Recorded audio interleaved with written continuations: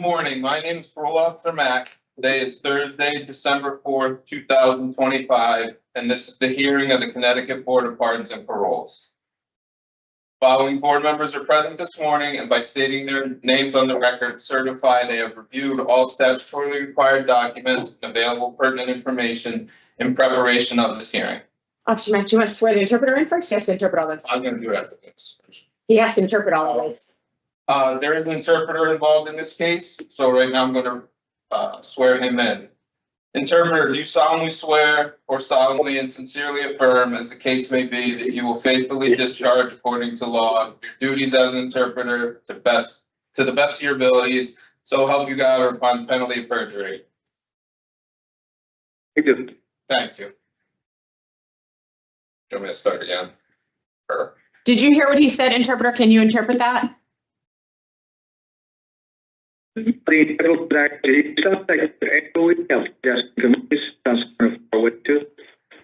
connection is very poor. Can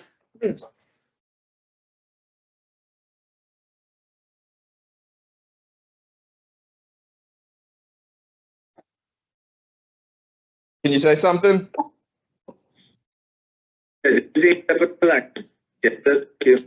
Can we call him over Teams? I think so. Alan, can you come in here, please? Mr. Interpreter, I'm gonna let you go. Okay, we're having a bad connection. I'll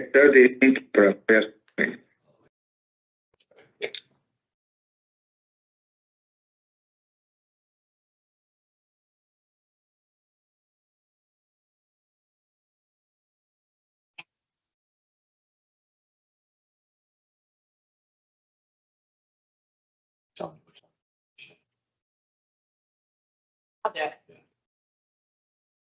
I know, 1 second. Un momento, por favor. Yeah. I know. Lo siento, Parole. Yeah. Very good. Universal translation. Yeah.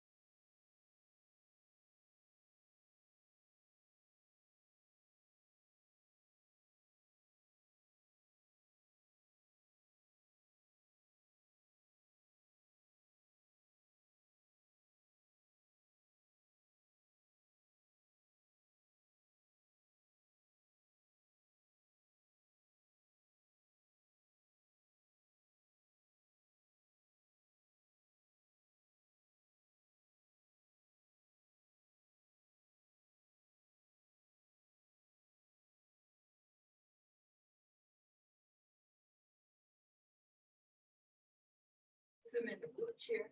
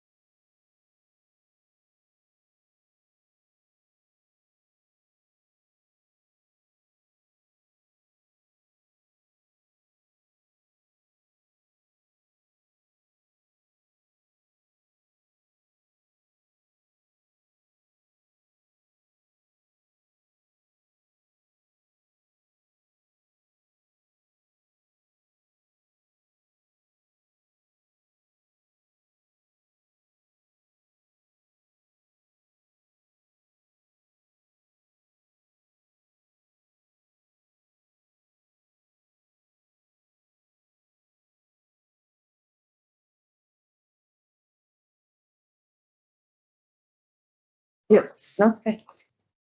For the interpreter, do you solemnly swear or solemnly and sincerely affirm, as the case may be, that you will faithfully discharge, according to law, your duties as an interpreter to the best of your abilities, so help you God, or upon penalty of perjury? Yes, I do. Okay.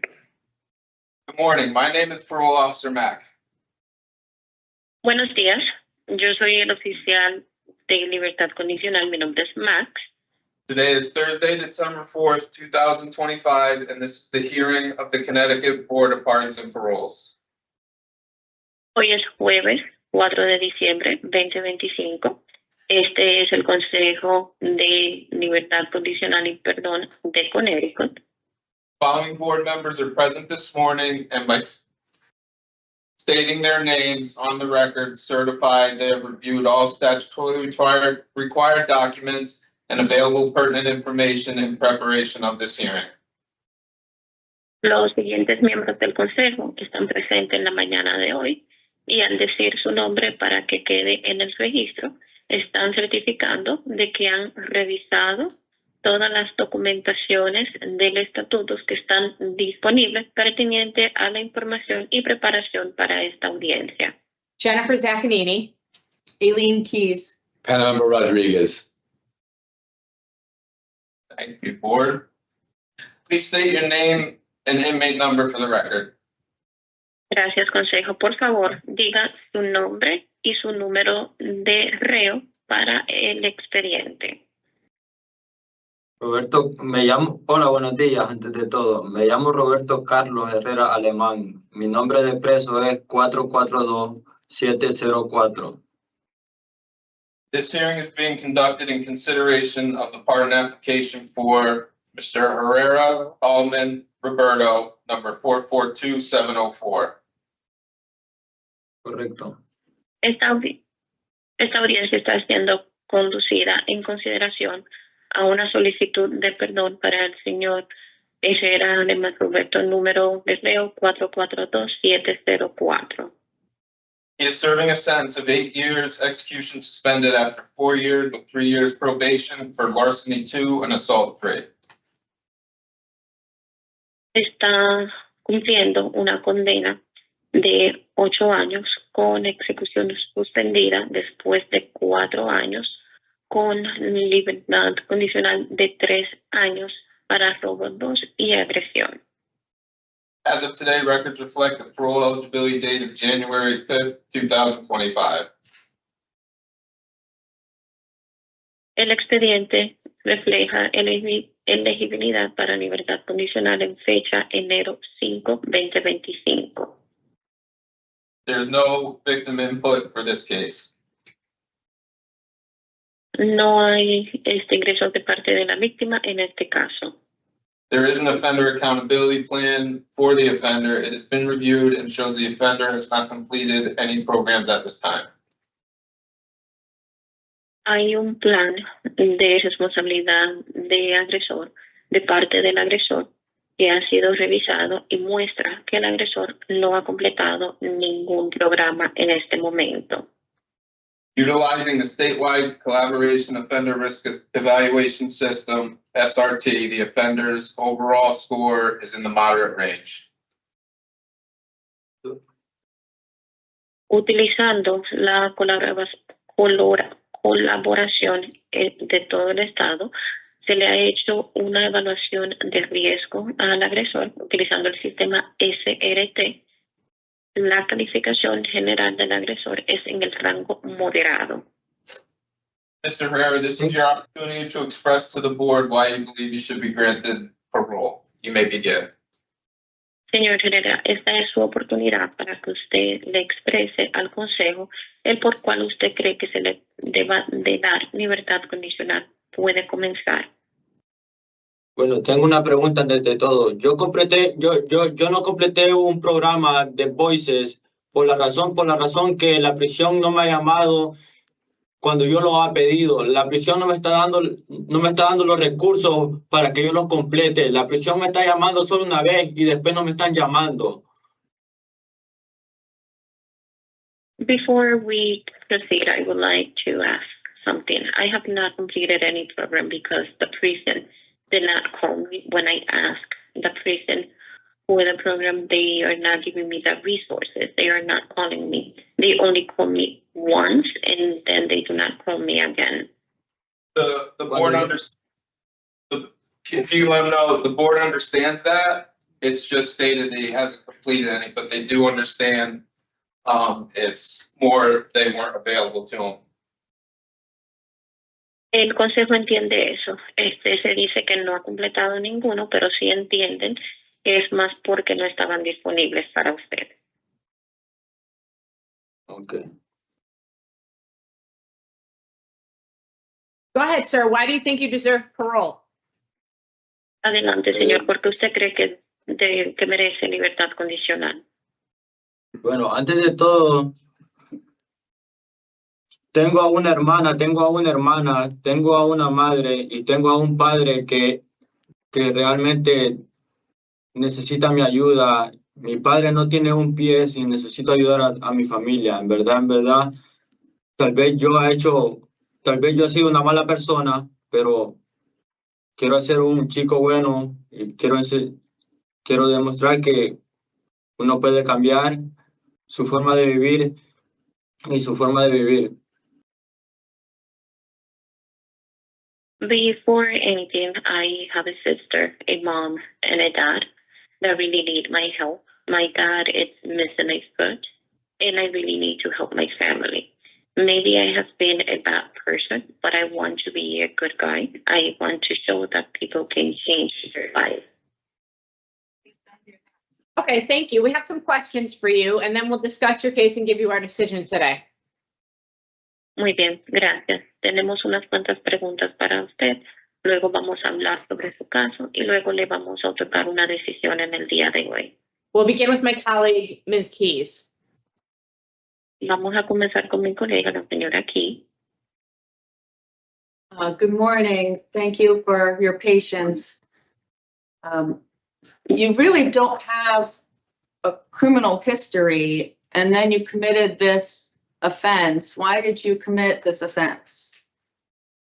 Muy buenos días, muchas gracias por su paciencia. Usted en verdad no tiene un historial criminal y luego usted cometió esta agresión y lo llevó a usted a cometer esta agresión. Realmente uno se siente solo en este país y es un error que uno comete y en una desesperación, ¿verdad? Y me arrepiento de todo lo que ha hecho y en verdad, no tengo palabras. Me siento mal por lo que yo he cometido.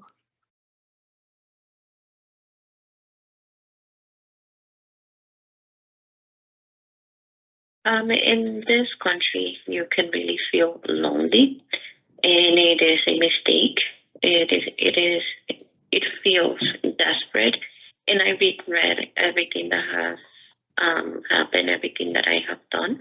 I don't really have a word, but I feel very bad about what I did.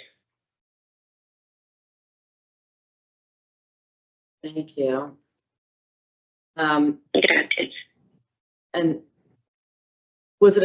did you plan to rob somebody, or was it a decision you made in the moment? ¿Usted planeó robarle a alguien o fue una decisión que usted tomó en el momento? Fue una cosa no sé cómo explicarlo, como voy a coger esto, como voy a agarrar esto, pero no sé, en verdad, como solo fue en el instante.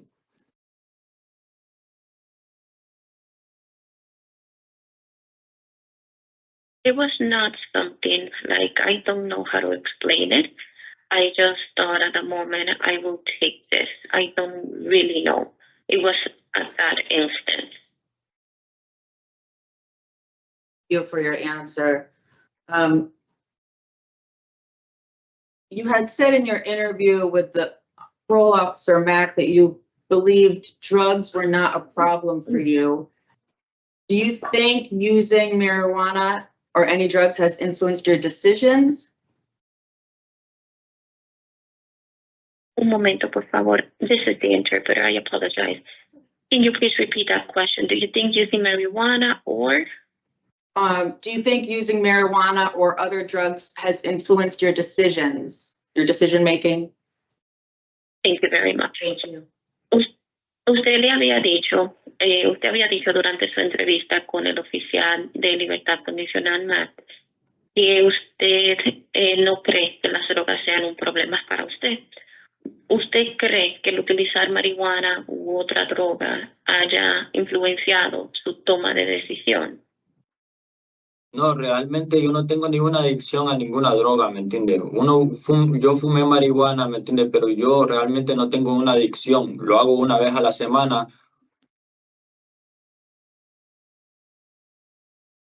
No, I do not really have any addiction to drugs. I did smoke marijuana, but it's not an addiction. I do it like once a week. Llevo 3 años en la prisión. No creo que yo necesite hacer eso cuando yo esté afuera. I've been in prison for 3 years. I don't believe I need to do that once I'm out. Now you received 4 disciplinary reports while you were in there, and 2 of the 4 are related to using drugs. Were you not using drugs while you're there? Usted ha recibido 4 reportes disciplinarios mientras ha estado ahí dentro. 2 de esos 4 están relacionados al uso de drogas. Usted no está utilizando drogas mientras está ahí. Realmente, no puede decir que 2 he realizado a droga, porque solo tengo 1 que realmente yo sin saber me dieron algo y, ¿me entiendes? Pero realmente el otro ticket es de refuse, porque yo no quiero orinar, ¿me entiendes? ¿Por qué? Porque la razón que ellos te están obligando a hacer algo que tú no quieres y yo tengo el derecho de hacerlo. Really, it can be said that it cannot be said that I have used drugs. I only have 1 of those tickets that is related to drugs. The other one was because somebody, without me knowing, gave me something. But the other tickets were about refusal because I do not want to urinate, because I have that right of not doing something that I do not want to do. Y el otro ticket que yo tengo es por no seguir una instrucción del CEO. The interpreter needs to confirm, please. Disculpe, señor, el otro ticket es por no seguir una instrucción de Un CEO, de un guardia. Gracias. Confirm information is, and the other ticket that I have is due to not following instructions from the guard. Y el otro ticket, porque son 4 tickets que tengo. El otro ticket me metieron de una pandilla que yo no soy y no tengo nada que ver en eso. The other ticket, because it is 4 of them, it is related to gang that I was included in, but I don't have anything to do with that. Me metieron a completar un programa cuando yo no tengo nada que ver en eso y me están acusando de permanecer a una pandilla que yo no tengo nada que ver en eso. They had me complete a program when I do not have any relation with that, and I was accused of being associated with a gang when I don't have any association with that. What program are you talking about? ¿De cuál programa? SRG Corrigan. Oh, they're asking you to do SRG? Esos son los 4 tickets que LSRG. I don't know. No sé, la verdad. Affiliation ticket, Yeah. because he stated in the interview that it was something in the cell but not as. or against. Okay. Yeah. Let's finish. All right, thank you. So, okay. What did you want to say? Esos son los 4 tickets que yo tengo en 3 años. Yo he hecho las cosas correctamente como se deben,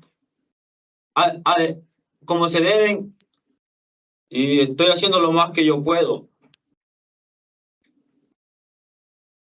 Those are the only 4 tickets that I have gotten in 3 years, and I have been doing things correctly as they are supposed to be, to my best. Thank you. And it has been a year and a half since you have gotten your last ticket. Muchas gracias. Sí, ha pasado 1 año y medio desde la última vez que recibió su última multa. Claro.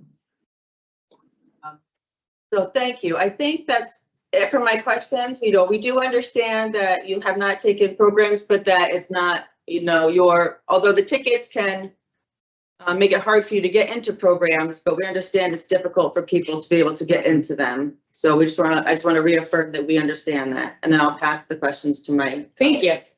And I'm going to disagree. The reason you haven't taken programs is because of these tickets. You were in the Voices program. You were removed from that program because of your ticket. Muy bien, nosotros entendemos que no ha podido completar los programas, aunque sabemos que la multa o los tickets pueden hacer que sea más difícil para usted poder entrar al programa. Ya yo terminé con mis preguntas, vamos a pasar las preguntas a la otra compañera. Yo estoy en desacuerdo. La razón por la cual usted no ha tomado programa es porque tiene esas multas. Y usted estuvo en el programa llamado Voices, pero fue removido del programa por esas multas. And sir, unfortunately, we have rules in this world. When you go to prison, you have to follow the rules and you can't do whatever you want to do. So when they ask you to give a urine specimen because people are using drugs, then you have to do it. Or you get a ticket and you come to the parole board and you have to explain why. Y señor, desafortunadamente en este mundo tenemos reglas. Usted tiene que seguir las reglas. No puede hacer lo que sea que usted quiera.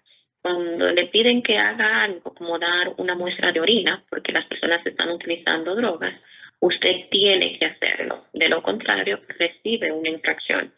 Entonces, cuando venga al Consejo de Libertad Condicional, tiene que explicar el por qué.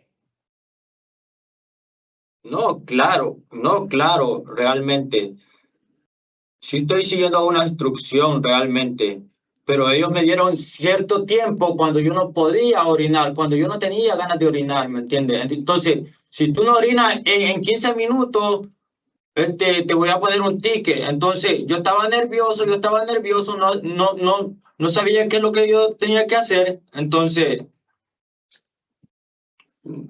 no sé, ¿me entiendes? Ellos me llevaron y no sé, en verdad.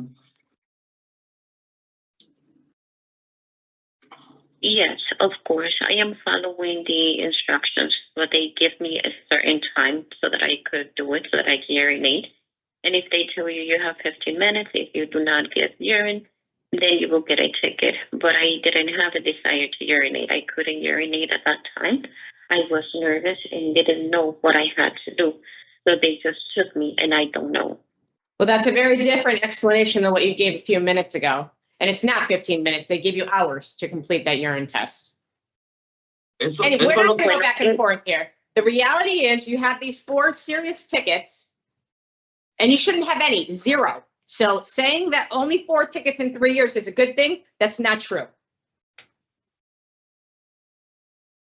Bueno, eso es una explicación muy diferente a lo que usted dijo hace unos minutos atrás y no son 15 minutos, le dan horas para que complete la prueba de orina. De igual forma, no vamos a discutir lo mismo. La realidad del asunto es que usted tiene 4 multas bastante serias y no debería de tener ninguna, debe de tener 0. Así que usted decir que solamente tiene 4 multas en 3 años no es algo bueno, eso no es cierto. You're very young, sir, and I hope that you can turn around this poor attitude that you have because you should have come in here and apologized for pushing that woman to the ground and breaking her nose for her money. Usted es muy joven, señor, y yo espero que usted pueda cambiar esta mala actitud que tiene, porque usted debió de haber venido aquí pidiendo perdón por empujar a esa mujer al suelo, rompiéndole la nariz por el dinero de ella. You need programs, so I hope you can stay out of trouble to get those programs. Usted necesita programas. Yo espero que usted pueda mantenerse sin problemas para que pueda entrar a esos programas. Mr. Rodriguez, do you have any questions? I don't have any questions, Madam Chair. What do you want to say, sir? Go ahead. Claro, ¿Qué yo he desea pedido decir, señor? ayuda, Adelante. yo he pedido ayuda emocionalmente y no me han ayudado en la prisión. Ha llamado a un oficial aquí que se llama Mr. Rodríguez para ayudarme a meterme a programas y no me han tomado la atención que me merezco. I have asked for help emotionally, and I have not gotten help in prison. I called an officer, Mr. Rodriguez, to ask for programs, and I have not been given the attention that I deserve. Ha escrito para ver a la mental house y no me han llamado tampoco. I have also written so that I can see mental health, and I have not been called either. Porque yo sé que yo no me he criado con mis padres y no he tenido tampoco la disciplina. Entonces, uno cuando va creciendo, uno necesita ayuda, pero uno está buscando ayuda y no se la están dando a uno.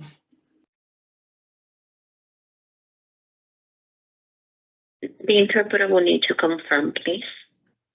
Okay. Señor, perdón, disculpe. Usted me dice que usted no se ha criado con sus padres, que no ha tenido disciplina y que cuando va creciendo necesita ayuda. ¿Fue eso lo que me dijo? Claro que sí. Mis padres me maltratan. Gracias. Mis padres abusaron de mí cuando yo era un menor. Un momento, por favor.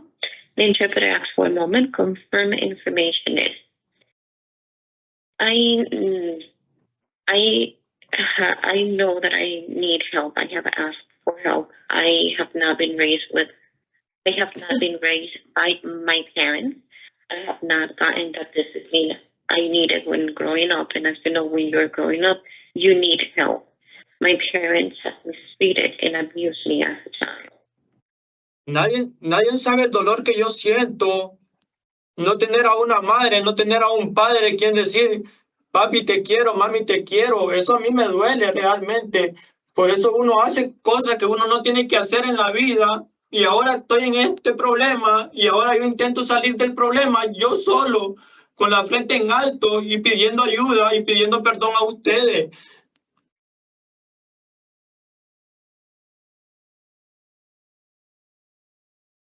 No one knows the pain that I feel, how I feel about not having a mom or having a dad that I can say, I love you. Nobody knows how much that hurts me not to have anybody. And that's why you do things that you're not supposed to do in this life.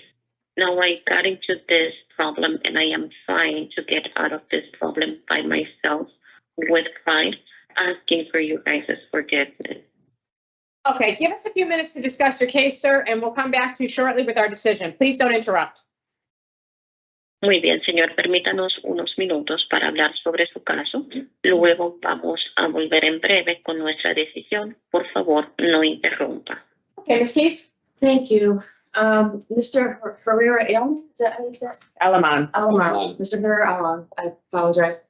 As a young man, I do feel very much for him as we had read about his childhood, and I do hope that he gets the support that he deserves.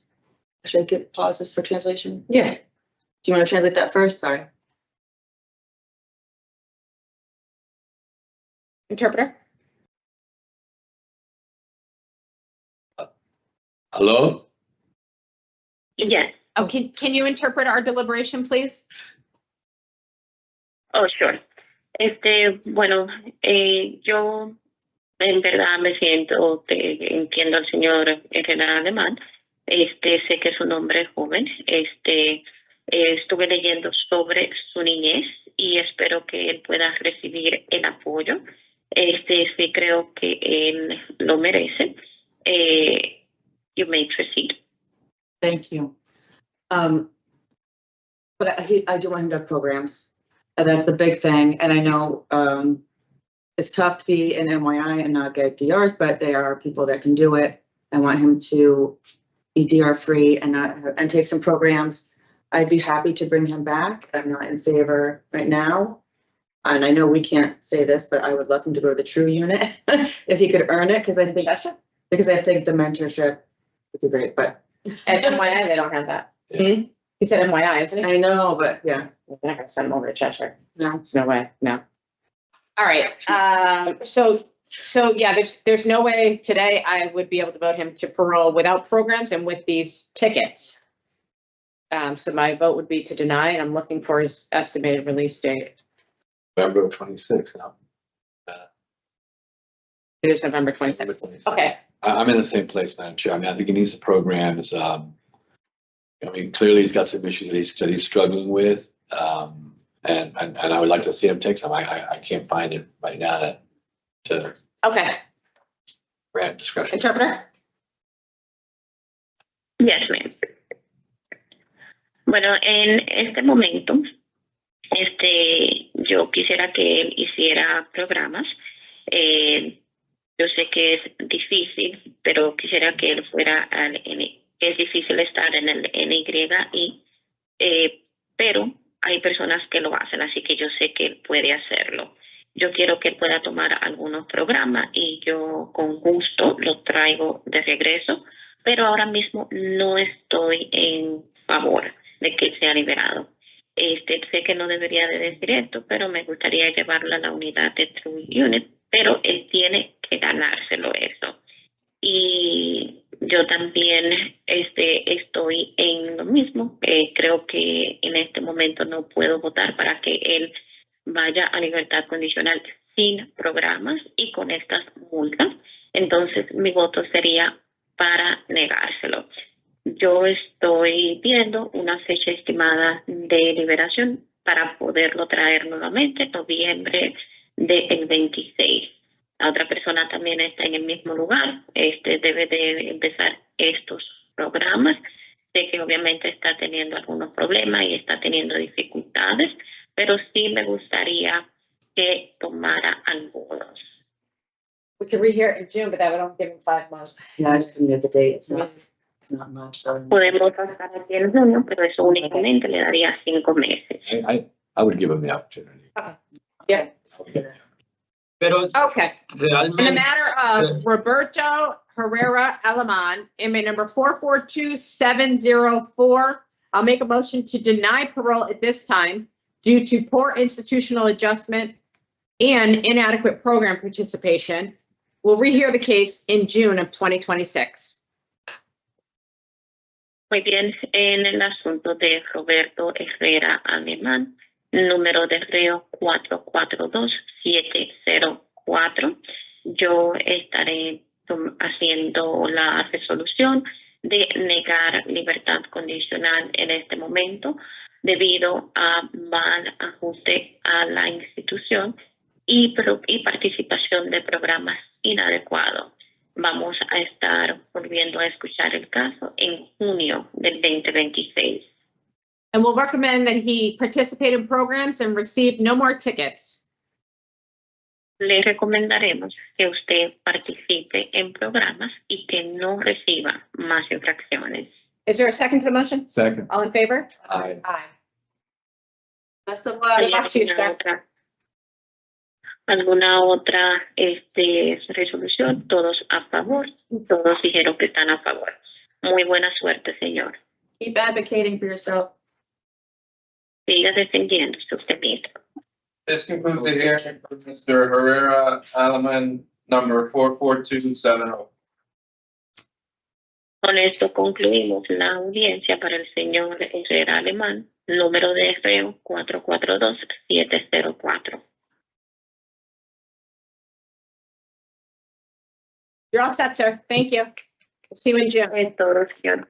Muchas gracias. Lo veremos en junio. Okay, muchas gracias. Thank you very Thank you, Madam Interpreter. Very good job.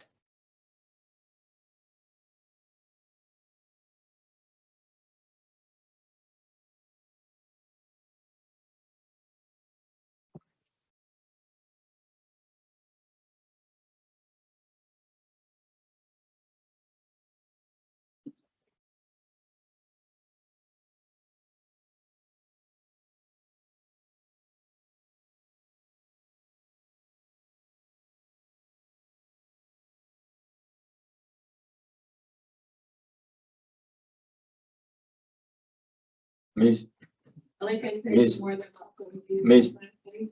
Miss,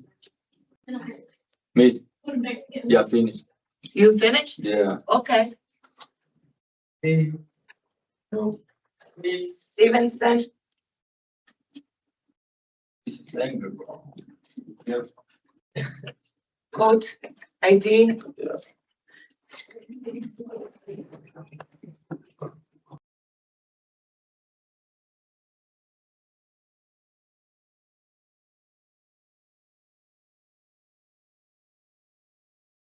Yeah, you doing?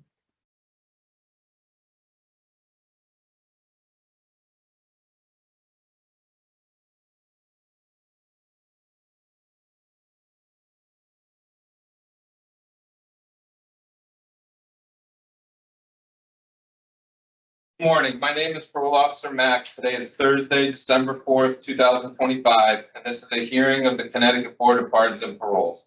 The following board members are present this morning, and by stating their names on the record, certified they have reviewed all statutorily required documents and available pertinent information in preparation of this hearing. Good morning, sir. I'm Jennifer Zaccanini.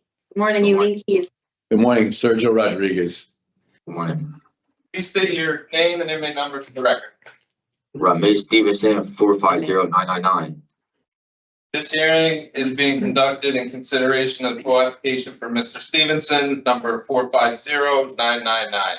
He is serving a sentence of 5 years, execution suspended after 27 months with 4 years probation for criminal possession of pistol, illegal possession of large capacity magazine, and breach of peace 2. As of today, records reflect parole eligibility date of March 13th, 2026. There is no victim input in this case. There is an offender accountability plan that has been reviewed and shows the offender has completed the following programs: domestic violence, and it's currently attending anger management. Utilizing the statewide collaboration offender risk evaluation system, SRT, the offender's overall score is in the high range. Mr. Stevenson, this is your opportunity to express to the board why you believe you should be granted parole. I believe I should be granted for parole. I had plans going on for myself. I want to finish school and then go for my trade to become a plumber.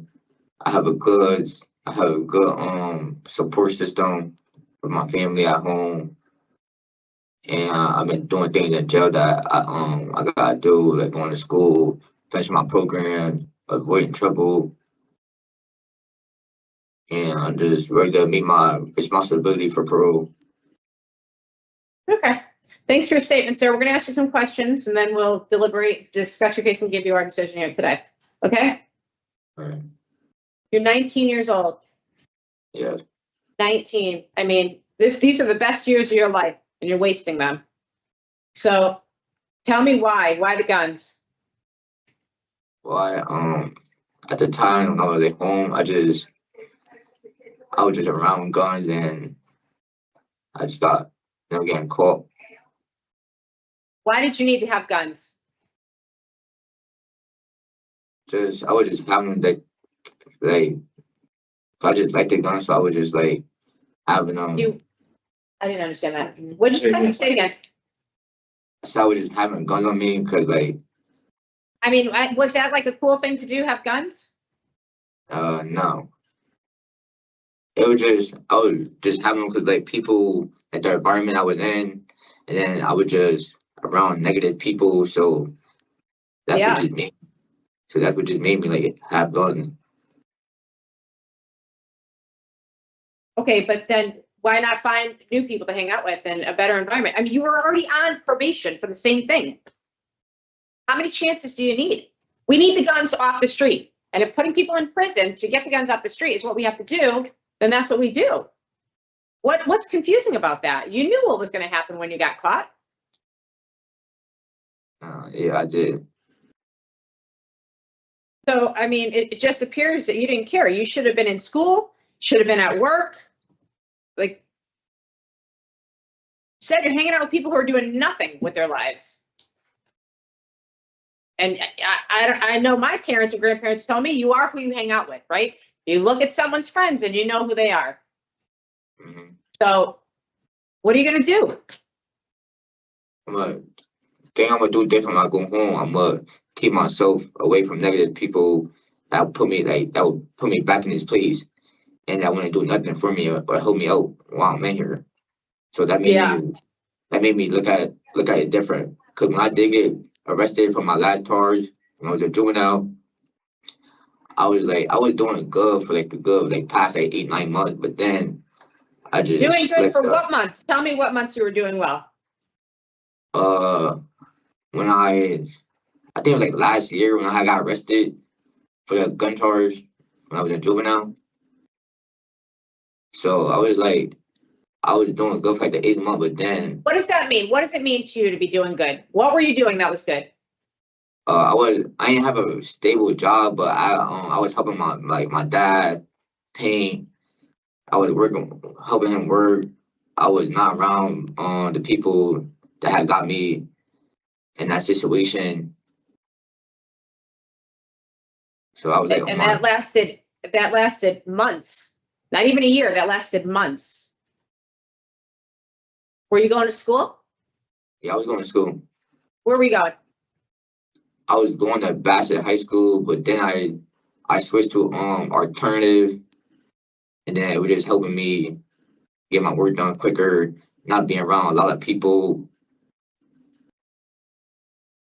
You know, it's a lot to overcome and so unnecessary. But when we have a bunch of kids running around in the streets thinking it's cool, fire some shots, you know, that's how they found you.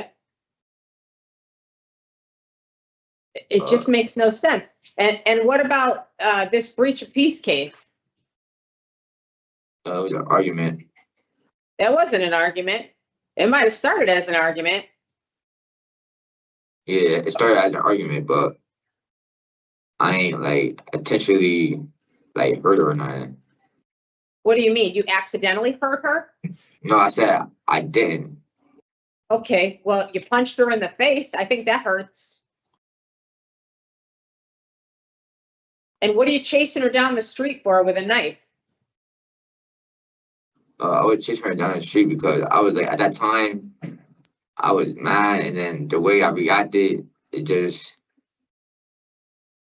made me do that. So. Right. So you need to learn how to control your emotions. I mean, looking back, do you see how that's not normal behavior? Could you imagine if you're a neighbor on that street watching somebody chase somebody with a knife?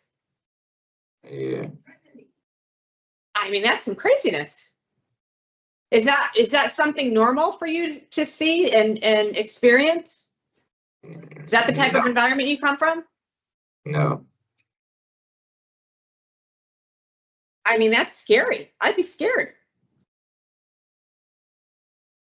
Where do you stand with that person? Now? Yeah. I stand, we friends, cool now. Did you apologize to her? Yeah, I did. Do you plan to be together? Yeah, she playing when she texts me, she texts me and stuff, you mean you're in contact now while you're incarcerated? Huh? Are you in contact with her now? No, I don't talk to her or none of that, but she texts me, but I don't talk to her. Well, that's contact. Yeah. Okay. When are you done with school? You're in school now? Yeah, I'm in school now. Are you going to graduate in the spring? Yeah, I should be graduating like March. So when I graduate, I want to become a plumber. I'll go for my trade for plumbing. I mean, that's a great idea. Plumbing is an amazing trade, and you can make a really good living doing that. And it's a great skill. I have to hire a plumber. It's $300 for him to walk through my front door before he even does anything. Okay. You know, I understand your upbringing is different, right? You know, you're used to seeing family members go to prison or whatever, but you have to change it. You're 19 years old. You should be doing different things. Who are the positive supports in your life? My mom, my dad, my little sister. Yeah. Like some of my uncle and my aunts, and my brother. And my brother, like he still support me even though he incarcerated, but he still support me. Like he always tell me. What's he incarcerated for? He incarcerated for murder. So like he tell me like just stay out the way, do what you gotta do. Like you don't want to be in here. And like he said, like once I get locked up, like you gonna feel it, like you gonna like feel it, like emotional and stuff like that. Like you don't want to be here. Yeah. I mean, sadly, it looks like you're headed down the same path. What, you know, you fire off that gun, even if it's accidental, and you hit somebody, your life is over. What do you think guns are used for, sir? To shoot. To hurt people, right? Tell us about your ticket earlier this year. During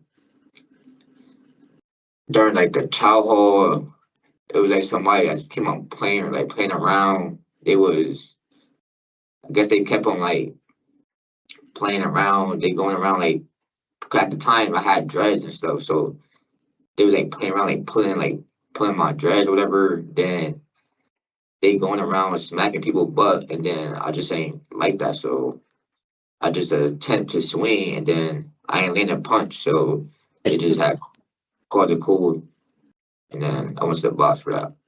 Yeah. Yeah, so. All right. This is a tough one for me, but I have to be honest with you, Mr. Stevenson. I see the good in you, but you know, your behavior on paper it looks so bad. Mr. Rodriguez. Thank you, Madam Chair. I mean, I'm in the same place, Mr. Stevenson. Yeah, he's charged. You're just lucky, man. You're just lucky that you're not in jail for shooting somebody. You have no permit, no training, you're just walking around with a dangerous weapon.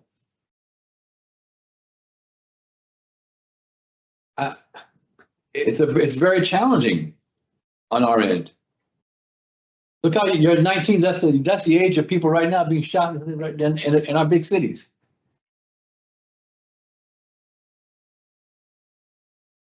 I mean, can you understand our concern? Yeah, I understand. Yeah. At least you took some program. You took the DV program. Yeah, but then I switched to CP so I could get my credits and graduate more faster. You didn't complete it? My GED? DV program. Did you complete it? Oh, DV. Yes, yeah. I completed it. Okay. That's what I thought. Just tell me something you learned from that. And this also the situation with this person, this victim. Was crazy. I learned from not to react quickly and think before I do something, because I'm gonna regret it, and like hurting other people or even hurt people with words that could stick to them for life, and then they always gonna remember that. You still in anger management? Yeah. Yeah. I definitely want to see you finish that. Yeah, you have your whole life ahead of you, and I don't know if you're gonna make it. What's gonna change when you go back? So you're not carrying a weapon. I'm gonna stay away from guns, do positive things for myself. How did you get that gun? One of my friends. He just gave it to you? Yes. I'm kind of in the same place. I'm struggling with you right now. You know, you're such a young man. You know, your decision making is not really top of the line. Can I interrupt? Did you sign an Yeah. OAP when you got to MYI? That's time my what? An OAP, Offender Accountability Plan with your programs on it. Yeah, I think so. Yeah, I think I did. Okay, what's on it? Do you have it there with you? No. No. What's your OAP? Like my groups. What's on it? What programs are on it? Yeah. Oh, they gave me anger management and the domestic. I think it was. He's unlock your thinking is on it too. Okay. All right. Are you done? Probably his decision. Probably his decision. Yeah. Ma'am, for the, his anger management, Yeah. anticipated completion will be January 14th. Yeah. Yeah. All right. I'm done. You're done. Ms. Keith? Thank you. So you were thinking to go back, you had worked for several months as a dishwasher, which is tough work. I have done that, and that's really hard work at the Panthers Club. Is that a camp for children? No, it's the Patterson Club. It's the golf course. Okay. All right, so you think you can go back there and you have a sponsor. Your attempted assault was just earlier this year. I'm sorry, the DR for attempted assault was just earlier this year, and your, assault of your girlfriend was just this year. Those things do have me concerned. I saw in the police report, they referenced, when they mentioned your name, they referenced that you were, quote, known to police for other incidents involving shots fired, end quote. Do you know what that would be referencing? The only reference from that is because when I got arrested, it was my juvenile. So that's the only way I got arrested, and then that was like the only time. So, and then the one I got arrested for now, it was no shot spotters. After it was no shots let off. After taking, since you took the DV course and you are in anger management, have you had opportunities in there to practice some of the skills that you learned in those programs? And if you can recall a time, I'd love to hear an example. Yeah, it'd be plenty of time. Like it'd be problem in a unit, and like yesterday, I was on my way to a visit. I'm walking out the unit, and then other people in different wings, like they were saying all negativity stuff, saying just mad things, and then they were like, "Oh, if this, you better be lucky if this door don't pop. We're gonna like fight and stuff like that." And I was just like avoiding situation. Like I'm just done with the negativity. Like I just avoid situations. Then Did that feel like a different response than you would have done earlier? earlier, as in when? Oh, For your programs? Nah, because after I caught that ticket, people just be looking for problems to start, and then I'm not like a problem starter. I just avoid situations. All right, thank you. I appreciate you answering my questions. I'm all set, man. Okay, thank you. All right, give us a few minutes to discuss your case, sir. We're going to come back to you with our decision shortly. Okay. Tough one. And addiction services on its OAP. Tough one. Well, he says alcohol wasn't a problem, but it sure looked like it was. All right, so we've got an estimated release date of February 27. You know, I'd like to see him finish school, finish the anger management program, and, continue with programs, stay out of trouble for a little bit, and see him back here. I hope it's a brief. Yeah. Look at that. Yeah. I was young. I mean, I do hear some change, and he's Yeah. very young. Yeah. But I think some additional time can't hurt him Yeah. because he's doing the work and he's motivated right now. So, all right, when do we want to bring him back? Vocational. Yeah. September. That gives them what, No, that's not enough time, because he's done Oh, it. yeah. About July. July? All right. Are you okay with that? Yeah, it's fine. Then he gives them like 9 months of supervision. Exactly, right, before he starts Okay. probation. All right, in the matter of, is it Ramiz? How do you say your name? Ramiz. Ramiz. Ramiz. Ramiz. Now you're trying to say it. Ramiz. in your Latino voice, okay. In the matter of Ramiz Stevenson, inmate number 450-999, I'll make a motion to deny parole at this time, but rehear the case in July of 2026. Reasons for denial being inadequate program participation and poor institutional adjustment. We're going to recommend that you continue with your programs and school in the meantime and avoid any more disciplinary reports. Is there a second to the motion? Second. All in favor? Aye. Aye. Do you understand? We want to give you another shot at this, but we think you could use a little more work. You're on the right path and we want you to stay positive. But we want you to keep doing your programs and get your, finish out your high school while you're here, okay? All right. Good luck to you. Keep I think working on we'll be yourself. Thank you. Have a nice day.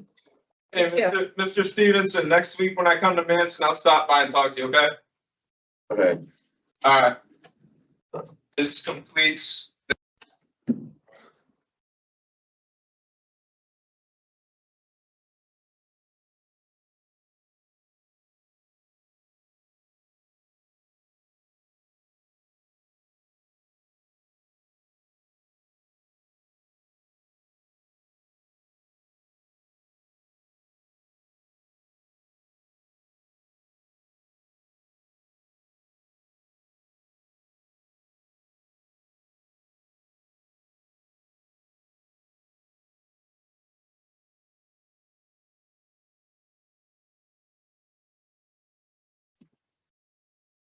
He'll be right up.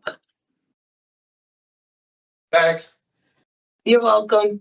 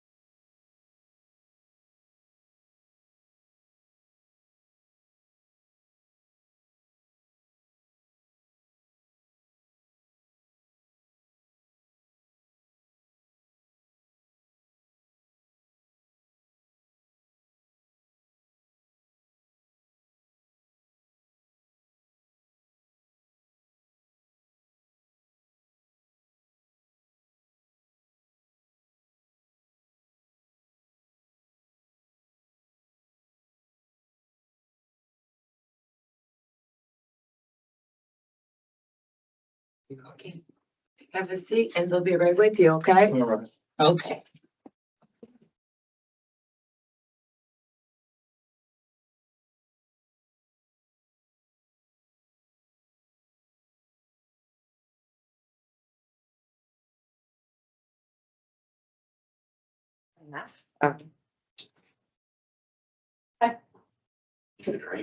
Yeah, no.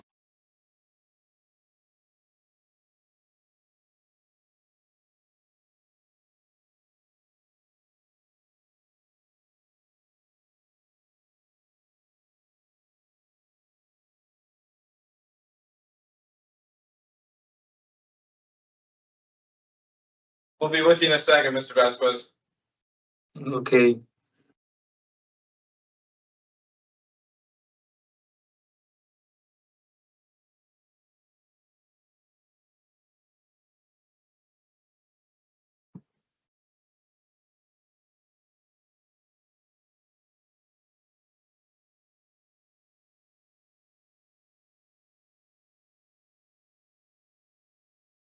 Good morning. My name is Parole Officer Mack. Today is Thursday, December 4th, 2025, and this is a hearing of the Connecticut Board of Pardons and Parole. The following board members are present this morning and by stating their names on the record, certify they have reviewed all statutorily required documents and available pertinent information in preparation of this hearing. Good morning, I'm Jennifer Zaccanini. Good morning, Nick Hughes. Good morning, Sergio Rodriguez. Thank you, board. Sir, please state your name and inmate number for the record. Good morning. My name is David Vasquez. My number is 440645. Thank you. This hearing is being conducted in consideration of the parole application for Mr. Vasquez, number 440645. He is serving a sentence of 4 years flat for violation of probation with the underlying offense of risk of injury to a minor. As of today, records reflect parole eligibility date of March 25th, 2026. There is no victim input in this case. There is an offender accountability plan that has been reviewed and shows the offender has completed the following programs: anger management and voices. He is also currently attending Tier 2 and barber vocation program. Utilizing the statewide collaboration offender risk evaluation system, SRT, the offender's overall score is in the high range. Mr. Vasquez, this is your opportunity to express to the board why you believe you should be granted a parole. Can we include his status 99 score? It's low moderate. Thank you. Go ahead, sir. Good morning, sir. So I feel like I should be granted parole because being all this time in jail, I realized that coming back and forward is not worth it because like I'm losing too much time away from my family. I'm losing too much time away from the people that I love, and I'm just tired of doing this back and forward. And so I'm just trying to go home, get my life situated, open a business of barbering, and get my diploma for barber, and just start a life, make a house in my country, make a business in my country, and just come home and stay out of trouble. Okay, thank you for your statement, sir. We're going to ask you some questions. We'll begin with my colleague, Mr. Rodriguez. Thank you, Madam Chair. Thank you, Mr. Vasquez, for your opening statement. And nobody wants to be where you're at. Everybody wants to go, oh, I want to know what's changed about you and why we should consider approving the opportunity for you to go home. Because that's not what I didn't hear that. And it concerns me because, part of your violation of probation that you didn't cooperate with anything. You didn't do anything you were supposed to do. And that kind of concerns me because, you're going to be some requirements when you do get out. And I'm concerned that you may not follow up. So tell me, what's changed about you that? So what changed about me being in jail, my mindset of changing, like I told P.O. Max, I want every help from parole that parole could help me getting a half. I want help from my parole officer like that. I could stay out of trouble, do everything the right way, how is the law, and get this out the way, and don't gotta worry about this going, and I don't gotta go through this once and twice. When you did have the opportunity to do that, you didn't do it. You had an opportunity to do that, right? Yeah, I You had an understand. opportunity to get involved in programming and do the, learning about the issues that you may have and how you can help resolve them. And meanwhile, you didn't do any of that. I understand. My The other mindset thing is wasn't. that there was a victim in this case at some point, and I didn't hear one word from you about the victim. You took voices, didn't you? Yeah, I took voices. What did voices teach you? Voices tell me that the environment that we live could take us to the wrong path, and how it could affect people's lives, affect myself, affect everybody. Well, what about affecting your victim? That what I did wasn't right, and it could affect her life of the way of living that she can now, how can I explain it, not be in the right mindset.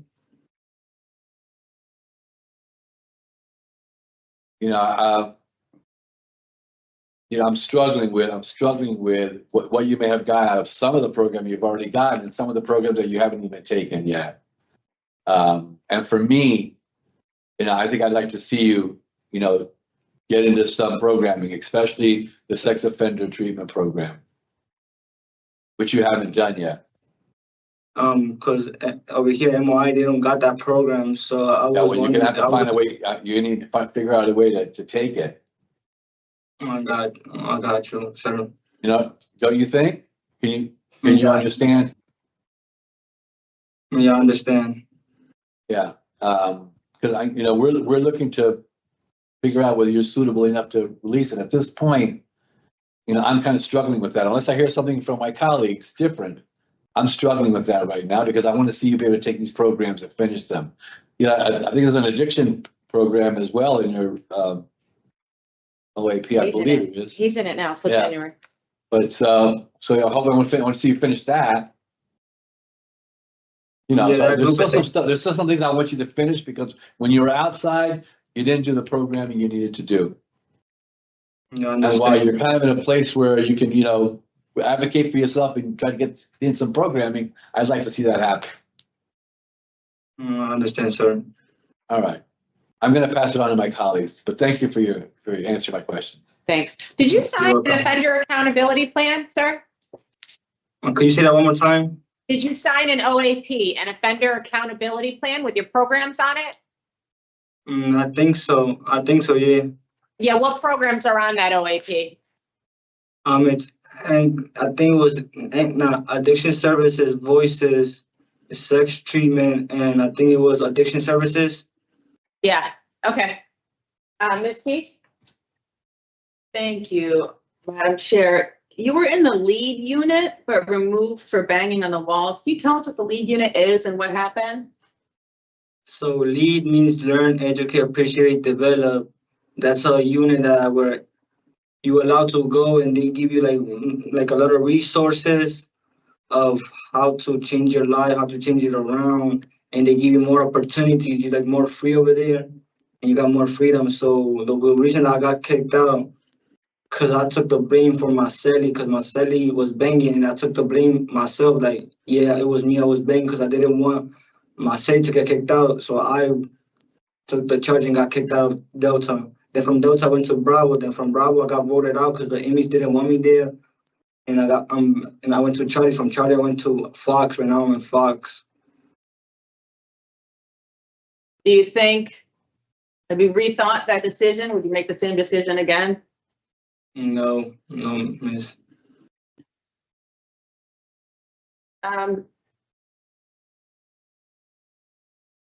So you are still in tier 2, right? Because in our files, it says it's supposed to end January 22nd, but it also said program completed, but you are taking it now, right? Tier 2? Yeah, I'm taking it now. Thank you. I don't have any questions. Thank you, Madam Chair. Thank you. Let's talk about this ticket that you got for insulting language. I mean, why are you writing stuff like that on your folder? Cause it said Amy was how can I say, harassing me, saying that I'm a, like, how can I explain it?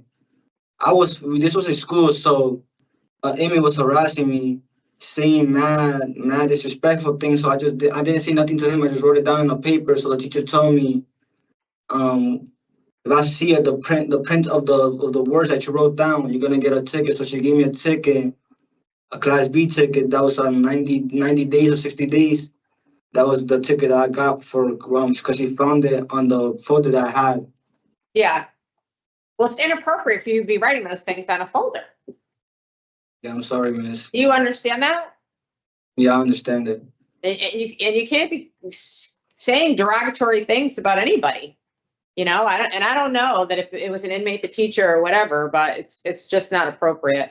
You have work to do and you're still very young, so we want you to get the help that you need. You understand that? I And understand. you had multiple opportunities in the community to do these things, get these things done and out of the way. And you weren't able to do it. So you really need to focus and get it done. I understand, miss. You know, you could have been done with all of this by now, and you don't have any supervision to follow. Nice. So when you're done with this incarceration, you're on your own. So you have to get it together, okay? I understand. Give us a few minutes to talk about your case, and we'll give you our decision very shortly. Where do we start here? Mr. Rodriguez, Madam Chair, I think we're on the same page. This, bring them back? I mean, it's got, yeah, well, it's until December 27th. Yeah, So we could have to do some programming. Yeah, Back yeah. to see, get trained, advocate for himself, get himself involved in some additional stuff, but yeah, I would go with that. Yeah, bring that back, but I'm Yeah. a denial today. yeah. I mean, I just think this. You just- he needs yeah, a program. Okay, yeah. You want to do 9 months? That puts him what? September. Yeah, that's good, yeah. You good with that? Yeah. All right, in the matter of David Vasquez, inmate number 440645, I'll move to deny parole at this time, but rehear the case in September of 2026. Reasons for denial, inadequate program participation. That's it. Yeah, We're gonna recommend that he get into the sex offender treatment program, finish tier 2, any other positive programs, and no disciplinary reports. Is there a second to the motion? second. All in favor? Aye. Aye. Do you understand, sir? Yep. If you have to ask for a transfer, you get a transfer. Get into the program, stay out of trouble, and we'll see you in September. Good luck to you. It's okay. We're gonna bring you back, so you gotta do some programming though. No I trouble. was really. Okay.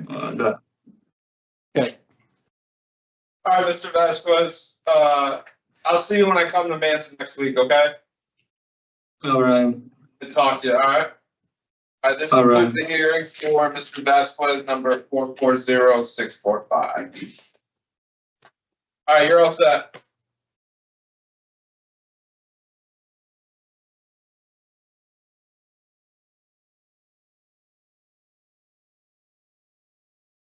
Mr. Vasquez, you're good to go, so if you knock on the door, All right. all right? I'll see you next week, okay? All right.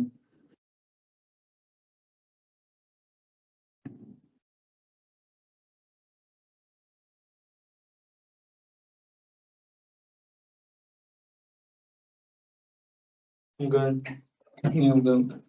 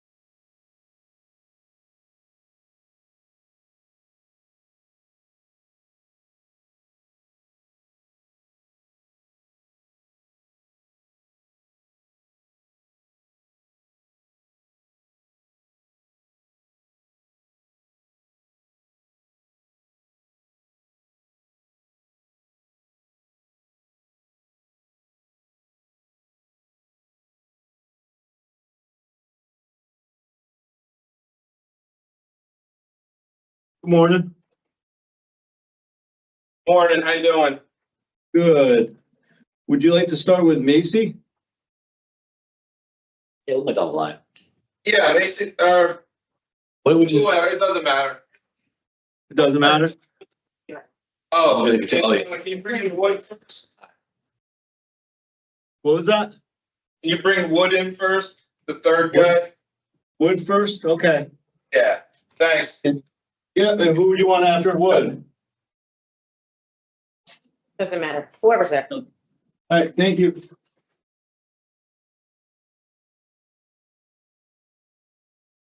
You know, I want to ask you, I can't remember.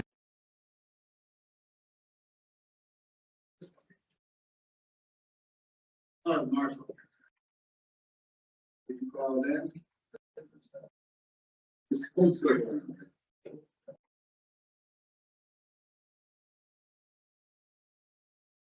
I don't think it is good.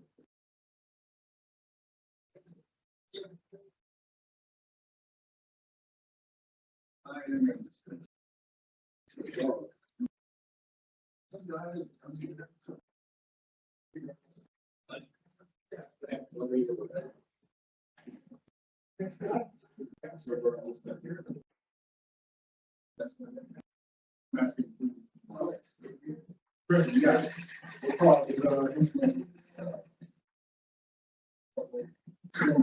Wait for the, BOP. All of them.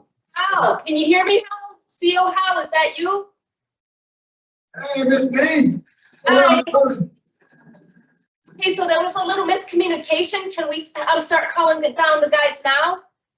Hey, Yeah, Miss we were B. talking- Hi, guys. We're calling. We just had an assault here on a staff member. So Oh, okay, it's- okay. we're All just right. waiting for that to clear. No, no, It that's fine. shouldn't Because shouldn't I be don't much want to more than 5, inconvenience 10 minutes. you. No, Miss B, it should be only 5, 10 more minutes. Good, because it happened like 15, 20 minutes ago. So I expect it to be clear. I'll keep you informed if it gets crazy, but. Okay, perfect. All right. Well, okay, no harm, no foul, no harm, no foul. You want to call the facility and then have your guy? Thank you. Okay, you gotta go to somebody else then first? Yes, sir. Thank you. All right, take care, guys. Thank you, Miss B.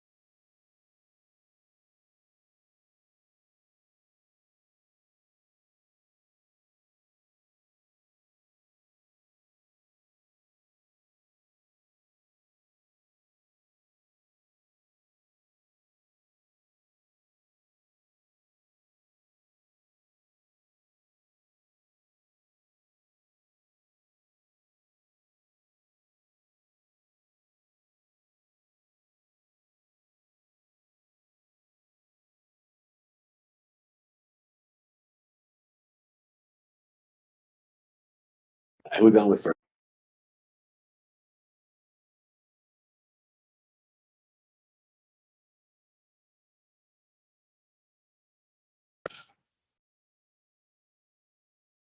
Good morning. I'm Parole Officer Vasquez. Today is the 4th of December, 2025.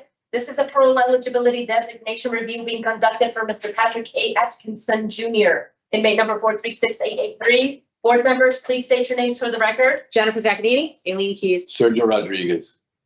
Okay, in Mr. Atkinson's case, it's being reviewed for eligibility designation today in accordance with Connecticut General Statute 54-125 lowercase a. Mr. Atkinson is currently serving 2 years and 6 months for a violation of probation, underlying offense being a robbery second-degree charge. The panel will now deliberate and make their final decision.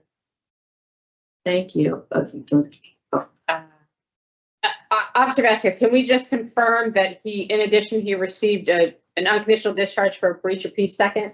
Yeah, which, Do you have that? Okay. Yeah.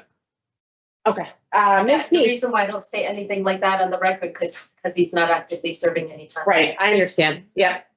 Got it. Thank you.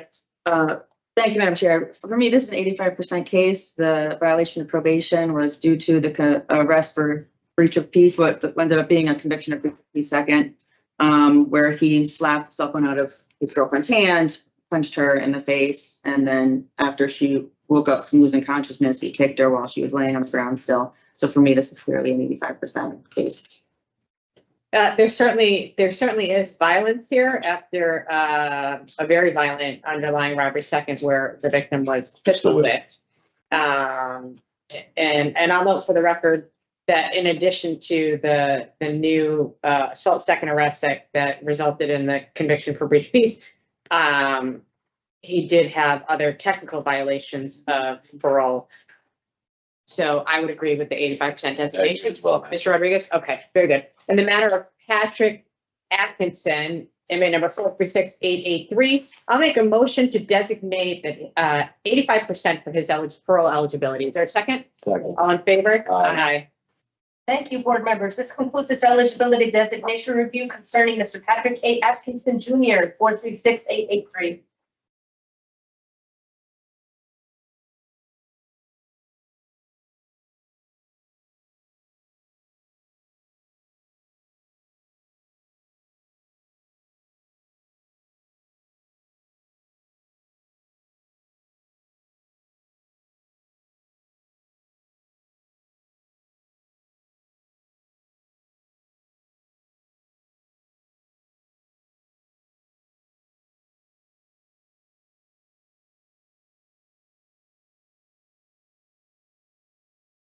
December 2025.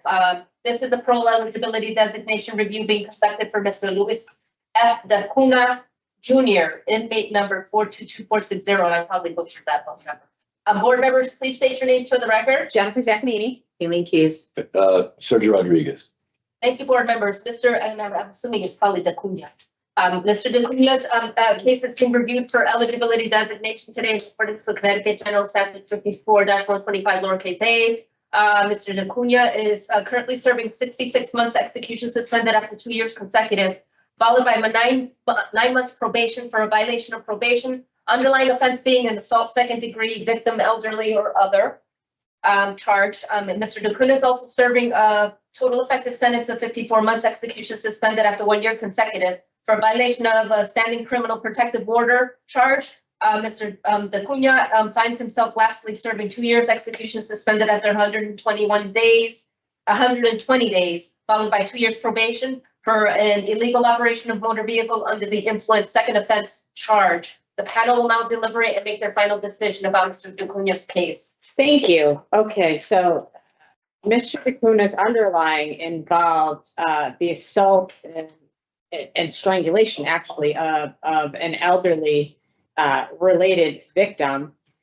This new offense involves the same victim. Alcohol involved in both cases. He clearly has an alcohol problem, and violating a protective order that was put in place because of the injuries that the victim sustained in the original case. I see a potential for continued violence with this victim, and my vote would be to designate 85%. Mr. Rodriguez? I see the same way, Madam Chair. Ms. Heath? Well, thank you. All right, in the matter of Louis Dacuna, inmate number 422460, I'll make a motion to designate 85% parole eligibility. Is there a second? Second. All in favor? Aye. Aye. All right, this concludes this eligibility designation review for Mr. Louis F. Acuna Jr. inmate number 422460.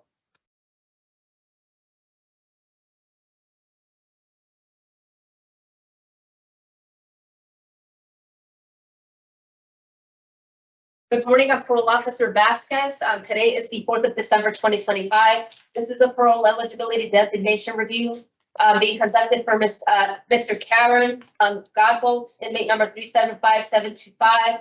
Board members, please state your names for the record. Jennifer Zaccanini, you mean please? Sergio Rodriguez. All right, Mr.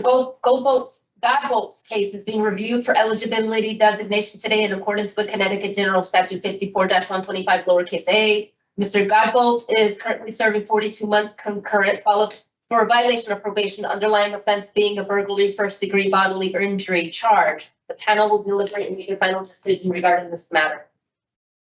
Mr. Rodriguez? Yeah, Madam Chair, I have a 50%. The secretary he was driving under influence. I did not see a propensity for violence following charges. So I have done a 50%. It's currently, that car accident, he was drunk. Did have a pistol in the car. Okay, Not fired, didn't fire with a pistol, not fired. Ms. Keys? I did struggle a little with this one. It was loaded, and for me, that might make a difference. His underlying burglary included carrying a dangerous weapon. That weapon was a very long knife, although he was threatening Really? the victim with making the gun gesture twice the night before out the window of the car when he was driving by, and then also when he broke in the middle of the night, woke her up, tapping her on the forehead with the knife, Yeah. and then did the same gesture. So I did struggle with this one though, because he did not display the gun in the current offense. Yeah. But the fact that it was loaded, that's. Yeah, I mean. I'm not sure, but. So I think it's pretty apparent that the underlying was domestic related. Yeah. The Yes. burglary first, knew the victim, was in a relationship previously with the victim and did have a knife. In this case, we have a motor vehicle crash out of state and there was a loaded gun in the car. Very different offenses unrelated to each other. Mhm. And while of course, all guns have the potential to Mhm. create violence, I don't necessarily see that in this case. I think Yeah. he's going to have to answer to a panel in a parole hearing. This is Yeah. more a suitability issue. So I would vote 50% as well. I'm in favor of that. Okay. Thank you. In the matter of Karan Godbolt, inmate number 375725, I'll move to designate 50% parole eligibility. Is there a second? Second. All in favor? Aye. Right, thank you, Board Member. Oh, just so that- Eligibility designation review for Mr. He said Karan, I like that, but Karan Godbolt, inmate number 375725. And then you want to make. Are we on here? Why is still?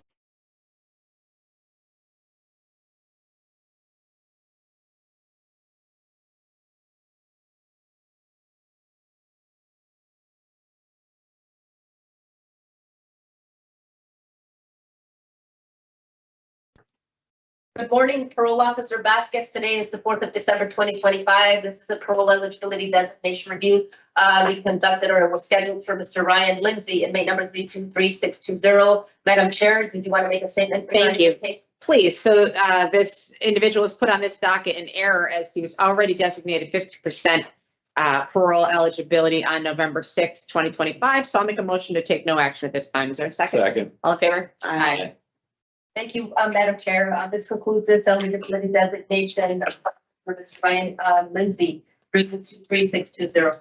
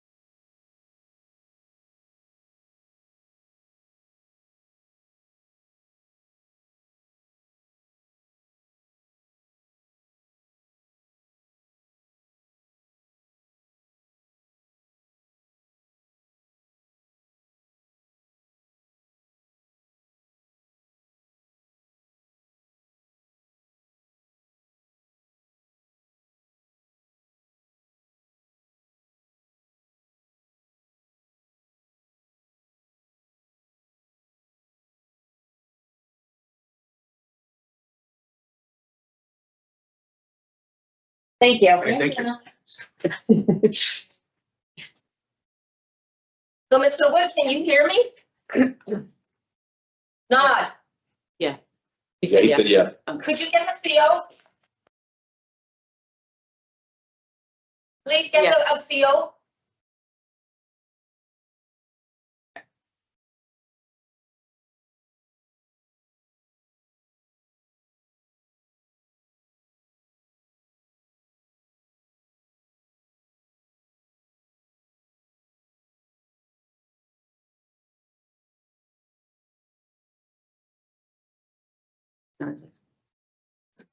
Oh, is that what she said the second? Oh, wait. Can you hear me? Yes, Perfect. Thank you very much. that's all. It was just. Thanks, for you to- Mark. Thank you. Yep. All right, so.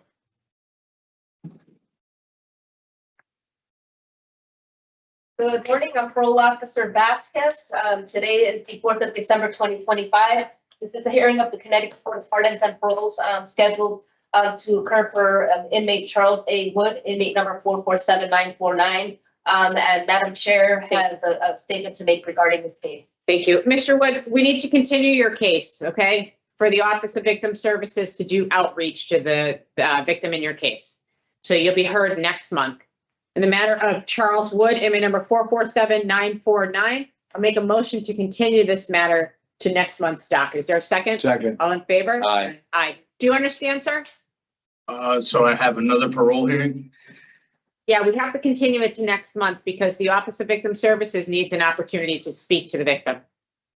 Okay, Okay, and Mr. Wood, just as an aside, if you don't move from that facility, then I'll put you on for the second, all right, okay?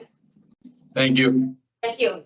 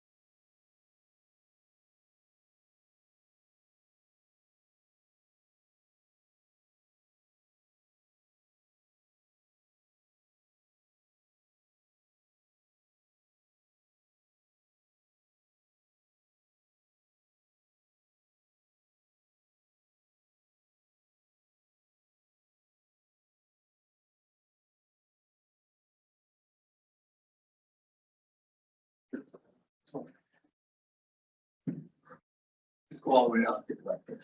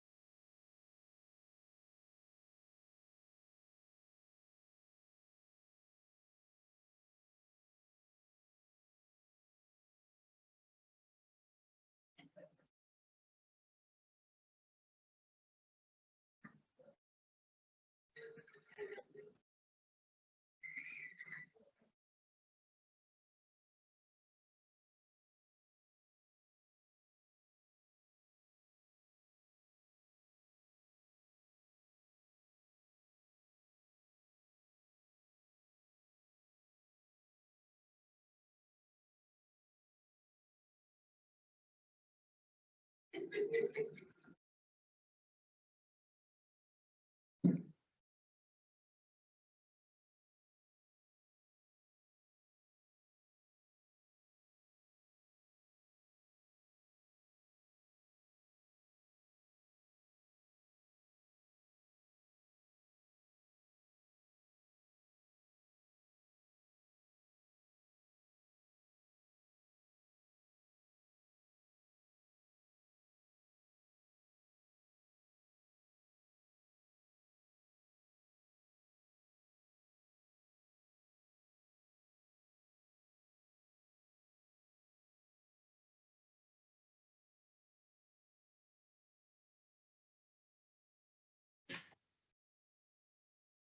morning. My name is Parole Officer Vasquez. Today is Thursday, the 4th of December, 2025. This is a case review concerning Mr. Jan N. Valverde, inmate number 401-711. It's being held here at the State of Connecticut Board of Pardons and Parole. The following board members are present this morning and by stating their names on the record, certify that they have reviewed all statutorily required documents and available pertinent information in preparation of this hearing, this case review. Jennifer Giannini. Eileen Keyes. Manuel Rodriguez. Thank you, board members. Mr. Valverde was sentenced to serve 4 years concurrent, followed by 6 years special parole on the 30th of November, 2022 for the charges of 2 counts larceny, second degree, possession with intent to sell, dispense narcotic, and criminal possession of firearm, ammo, weapon. Mr. Valverde was released to a 6-year special parole supervision immediately following sentence modification that happened on the 5th of November, 2025. He was released to the Bishop House halfway house. At this time, the panel will now deliberate and set the special parole stipulations. Thank you. Okay, so clearly he needs a halfway house step because he's in a halfway house. The court ordered a mental health evaluation. Yeah, I question whether or not we should do anger management. I had that, by the way. I did have behavior. Okay. Yeah, he had the charge for attempted murder, 2 counts in Vermont. It sounded like it was related to drug offenses and planned, but yeah, I'm fine with him doing it management. Okay. In the matter of Jan Valverde, inmate number 401-711, I'll move to set the following special parole conditions: halfway house placement, a mental health evaluation and treatment if it's deemed necessary, and a behavior management program for anger management in the community. Is there a second? Second. All in favor? Aye. Perfect. Thank you, board members. This concludes this case review to set the special parole stipulations for Mr. Jan M. Valverde, 401-711. Thank you.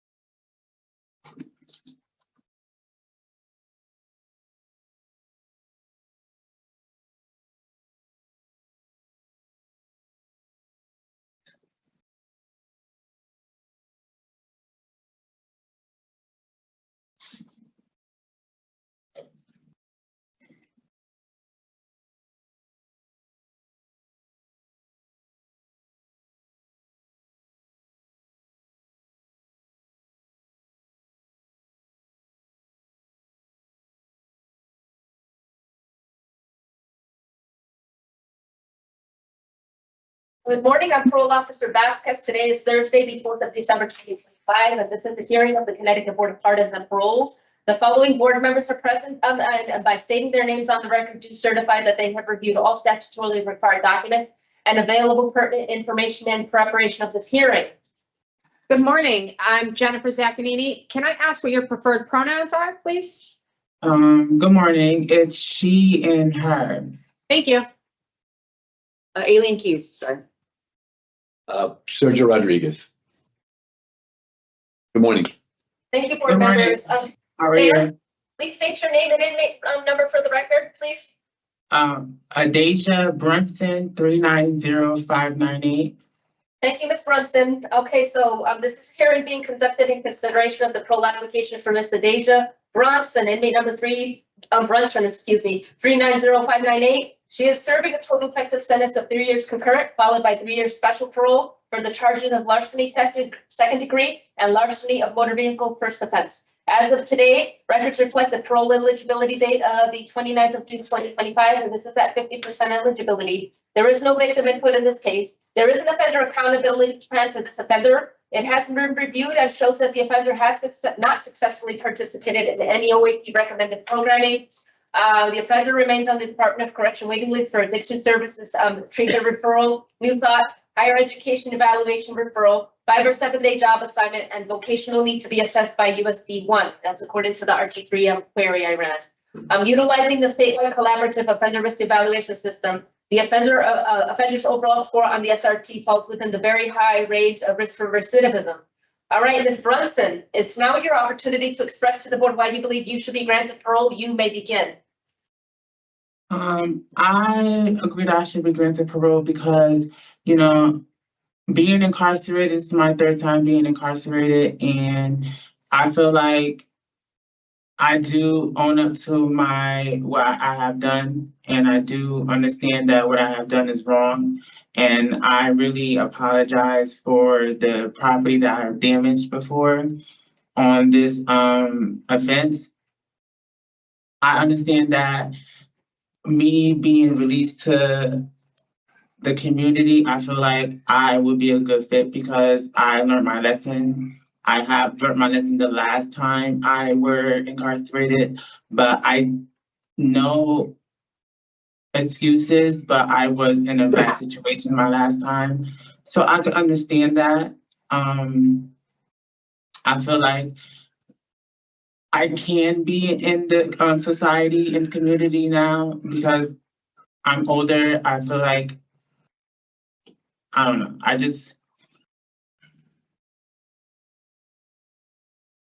don't know what else to say. You know, I feel like, you know. Okay. Yeah, we have questions. So thank you for that statement. We do have Yes. some questions. When we're done with our questions, we'll discuss your case and give you our decision here today. Okay? Okay. We'll begin with my colleague, Ms. Keys. Thank you, Madam Chair. Ms. Brunson, thank you for your opening. You stole a vehicle. What were your plans with the car? I didn't have no plans with the car. The vehicle that I stole, I was actually using it as a home at the time because I was homeless. I did read you were homeless, but I wasn't sure the connection. So you stole it so that you could have a interior place to sleep, I guess? Yes.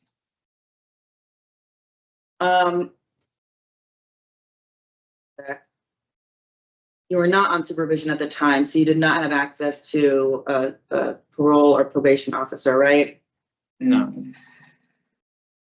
Had you tried going to accessing any community resources to help with homelessness? I know it's limited, but what had you tried to access? I filled out applications for this program called it was like low income housing. It took a long time for me to get accepted, so I really didn't know if I did get accepted or not. So that's what I was just waiting on, but nothing really came through with that.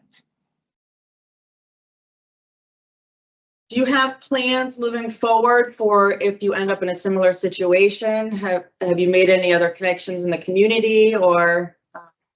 Yes, I do have family members that said I could stay there until, but I really don't want to live with them. I'd rather like do the shelter so that I can get my own and work on getting my own apartment.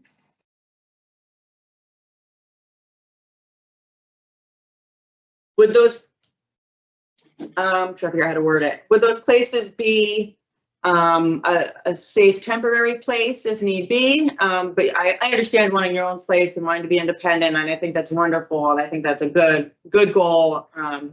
But would you be safe in those places if you needed to temporarily reside there, or would you probably still be on the street? Because I'm eligible for halfway house, so I was willing to go to the happy house, so I'm able to like save money to get my own apartment. And, you know, I do have family members that if I didn't find one while I'm being discharged from the happy house, I can stay with them for a little while. And your work experience, you had worked for about 6 months out of the 2 years prior to incarceration is what was estimated. And it said in the dietary and catering fields, is that what Yes. okay.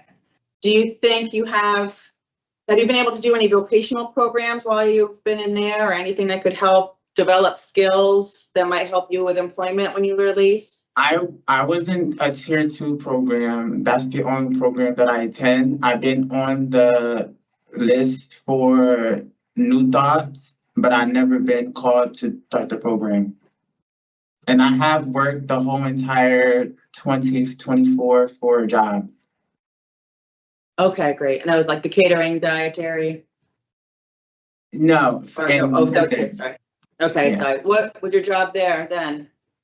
I was doing the janitor job in Hartford County. Okay.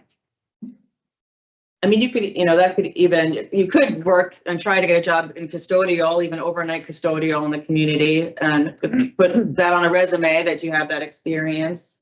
You have not been able to complete any programs, which we understand. But you started tier 2 June 10th, but I got that you were removed without prejudice 13 days later on the 23rd was it because of a refusing housing ticket that you got on the 20th? Yes. Yeah. Okay. And why did you refuse housing? I didn't necessarily refuse housing. They made me refuse housing. The captain, he was kind of biased towards the GNC inmates. So when I asked him if I could speak to a mental health worker because I was having issues with my housing they were sending me, he told me that I go to SAG or, refuse housing. So I didn't technically refuse housing. I didn't say I'm refusing housing. I said I need to seek some mental health.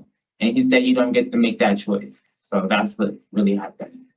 All right. So you were asking to talk to mental health because you were having trouble with your current housing, and that's what the officer's response was. Okay. All right. I got you. And then when you refused housing and you kind of got that, he gave you, I believe it was when he gave you the ticket for refusing housing, did you end up in SEG anyway as a consequence or no? I went to BOS first, and then I went to SAG.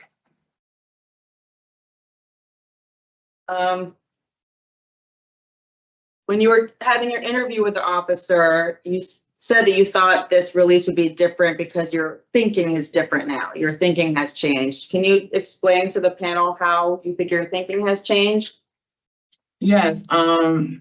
What I have done before is revert to living on the streets and not having to think that, any decisions that I make is bad. So my thinking now is like, just because I'm homeless, I don't have to go steal a car to, survive. I can go to that shelter or, I could find other resources that can help me in the situation. And now that I feel like if I was to be granted parole,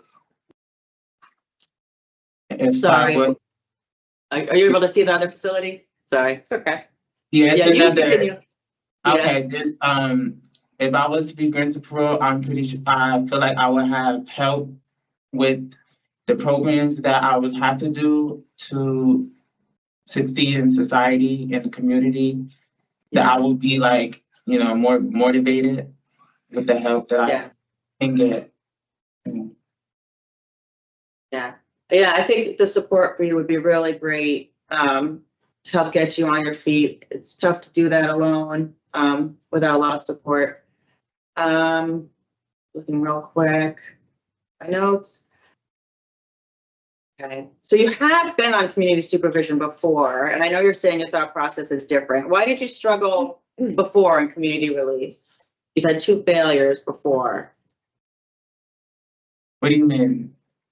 On probation, did you you were on supervision 4 times. You successfully completed twice.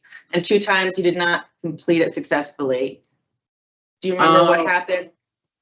I think it was the same scenario that happened. I was actually on drugs. I was using at that time, and I wasn't really caring for probation because I was on drugs and that's what I wanted to do. Yeah.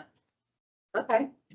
I appreciate that. That's a very good, honest answer. I appreciate that very much. Okay, I think I'm all done with my questions. Thank you. Thank you, Ms. Keys. Ms. Brunson, my concern is that these larcenies and burglaries have gone on for quite some time now, and you have had support in the community through probation. So, why haven't you taken advantage of things like going to the shelter or asking for assistance? Well, back then I was actually younger, so I wanted to live the party life, so I really didn't really care about anything back then. Okay. I did read that you were using marijuana, e-pills, Molly.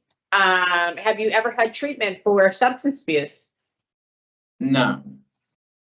Okay, so I would be open to that because, nothing good can come of using those substances, especially when you're homeless or, down in the dumps because you can't find a job or whatever. You have to find other ways to cope rather than drug use. So I want you to be open to receiving services and programs because they're only going to better you, right? Yes. I understand you're in a new relationship. Is that right? Huh? Are you in a new relationship? What does that mean? A relationship? Are you in do you have a new partner? Romantic. I'm sorry? Kinda. What does that mean? Is it someone who's incarcerated with you? Yeah. Okay, so I want you to be very careful because you've had some difficulty taking care of yourself. So you introduce someone else into the picture who is going to have similar struggles getting out of prison. I don't want that to be an issue for you. So focus on yourself, okay? Okay. You can do this. You're strong enough to do this on your own, get it together, and then worry about a romantic partner. Okay, Mr. Rodriguez. Yeah, thank you, Madam Chair. I don't really have any questions, just, Ms. Brunson, just, I think you probably could still use some additional programming. At this point, I think it would only help you in the transition when you come out again. And, maybe start looking at what are those services on the outside that you can connect with before you're released so that you kind of have that planned already out for yourself. That's all I really have. Thank you, Madam Chair. Thank you. Okay, give us a few minutes to discuss your case and we'll come back to you with our decision very shortly. Ms. Keith? Okay. Thank you, Madam Chair. Thank you. Thank you. I appreciate the conversation with Brunson today. I thought she answered the questions well, and she demonstrated to me as being honest and insightful into herself and where she's at. So I think it's a great foundation for the work that will create the life she's looking for. Yeah. I do want her to have programs though. I think it'll be really helpful for her to help her so when she gets out, she has a bit more of a foundation when she's then faced with the challenges of the external world. So I would be a deny today because of the lack of programming, but I would be open for a rehearing. Oh no, her last day is November. Is that not enough time, I suppose? But I'd like to hear from my colleagues, so I'll see what you guys. Okay, so I have a little bit of a different approach. Okay. To this case. While of course the behaviors are concerning, I think she really needs the help, the assistance to get herself established in the community. Yes. I don't know what kind of program she would get in the next few months when we might have to rehear the case. She does have special parole to follow her sentence. However, I think she could take the programs that she needs in the community. And more importantly, she needs the support and services of the community, not so much, during incarceration. So I would be willing to grant parole with the hopes that she'll go to a halfway house and they'll assist her in getting the supports and services that she needs. She never had the benefit of parole. So she should know that if she messes up in that halfway house, she'll just come right back to prison. I mean, unfortunately. So it's going to be hard work, but I think it could be done. And that's my view. I would be a grant today. Mr. Rodriguez? I would agree with that, Madam Chair. I mean, I think that giving her that opportunity to be on the outside and have the support of parole, if she utilizes the support of parole, because that's really the key issue here, that she really utilizes the support that they could give her. I think I would go along with discretionary parole today. And I'm actually more comfortable with that. I would feel more comfortable with her being in the community. I think it'll be more supportive environment for her, Right. but I felt with the programming, the lack of programming, I was Right. concerned, but Yeah, you're I'm right, actually but, much more comfortable with you it. know, there's no violence here. Yeah.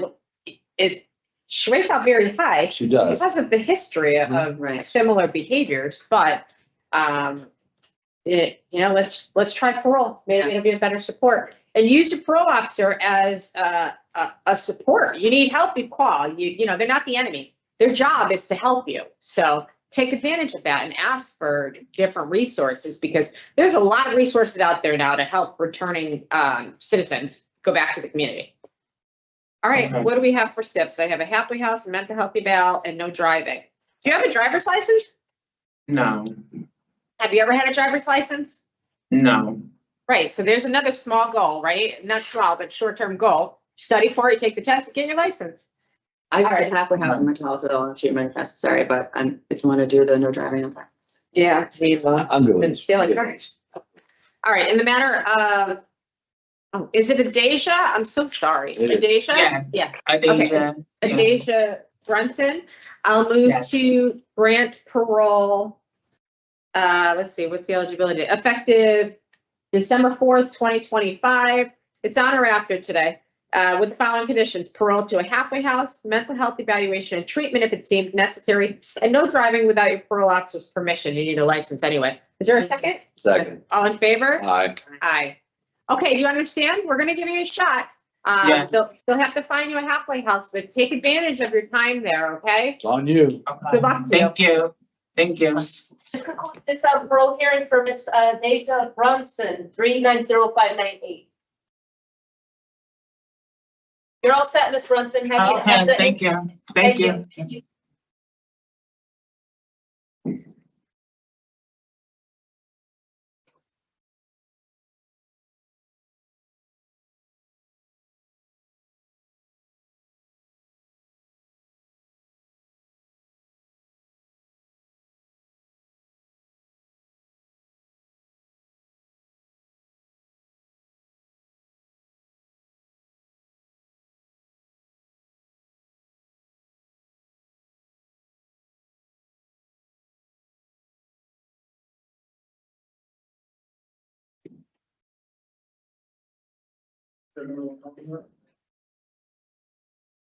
Yeah.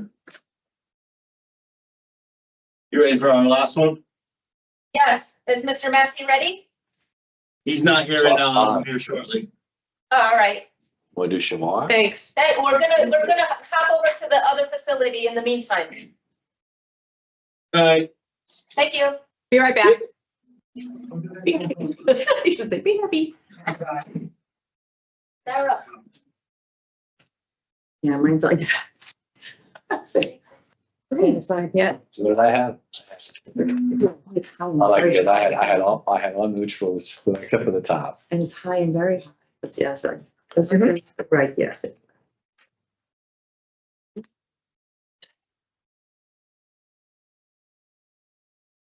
I'm glad we clarified the pronouns anyway. Yes. We'll be right with you, sir.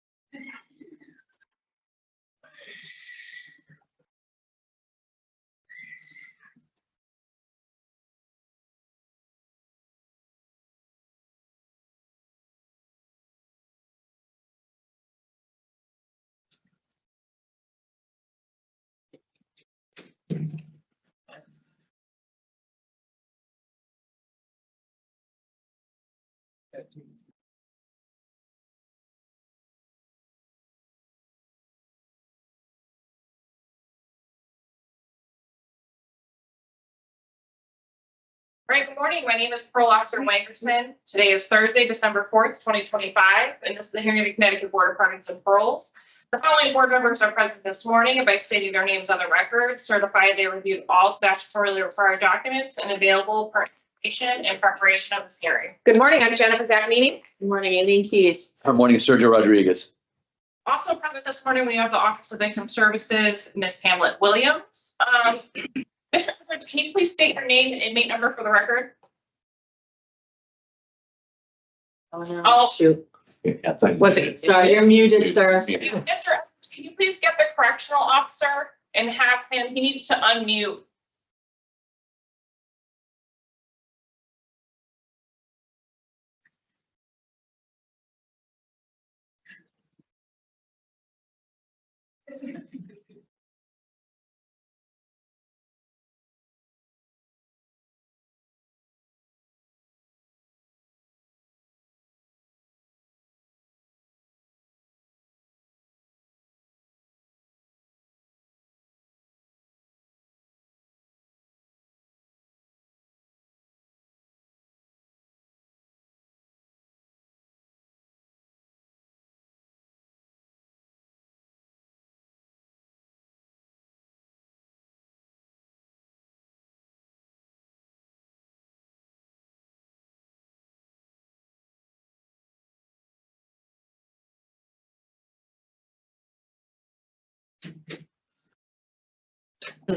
Shit.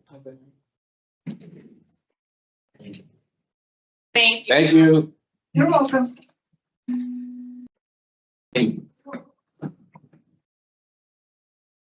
All right.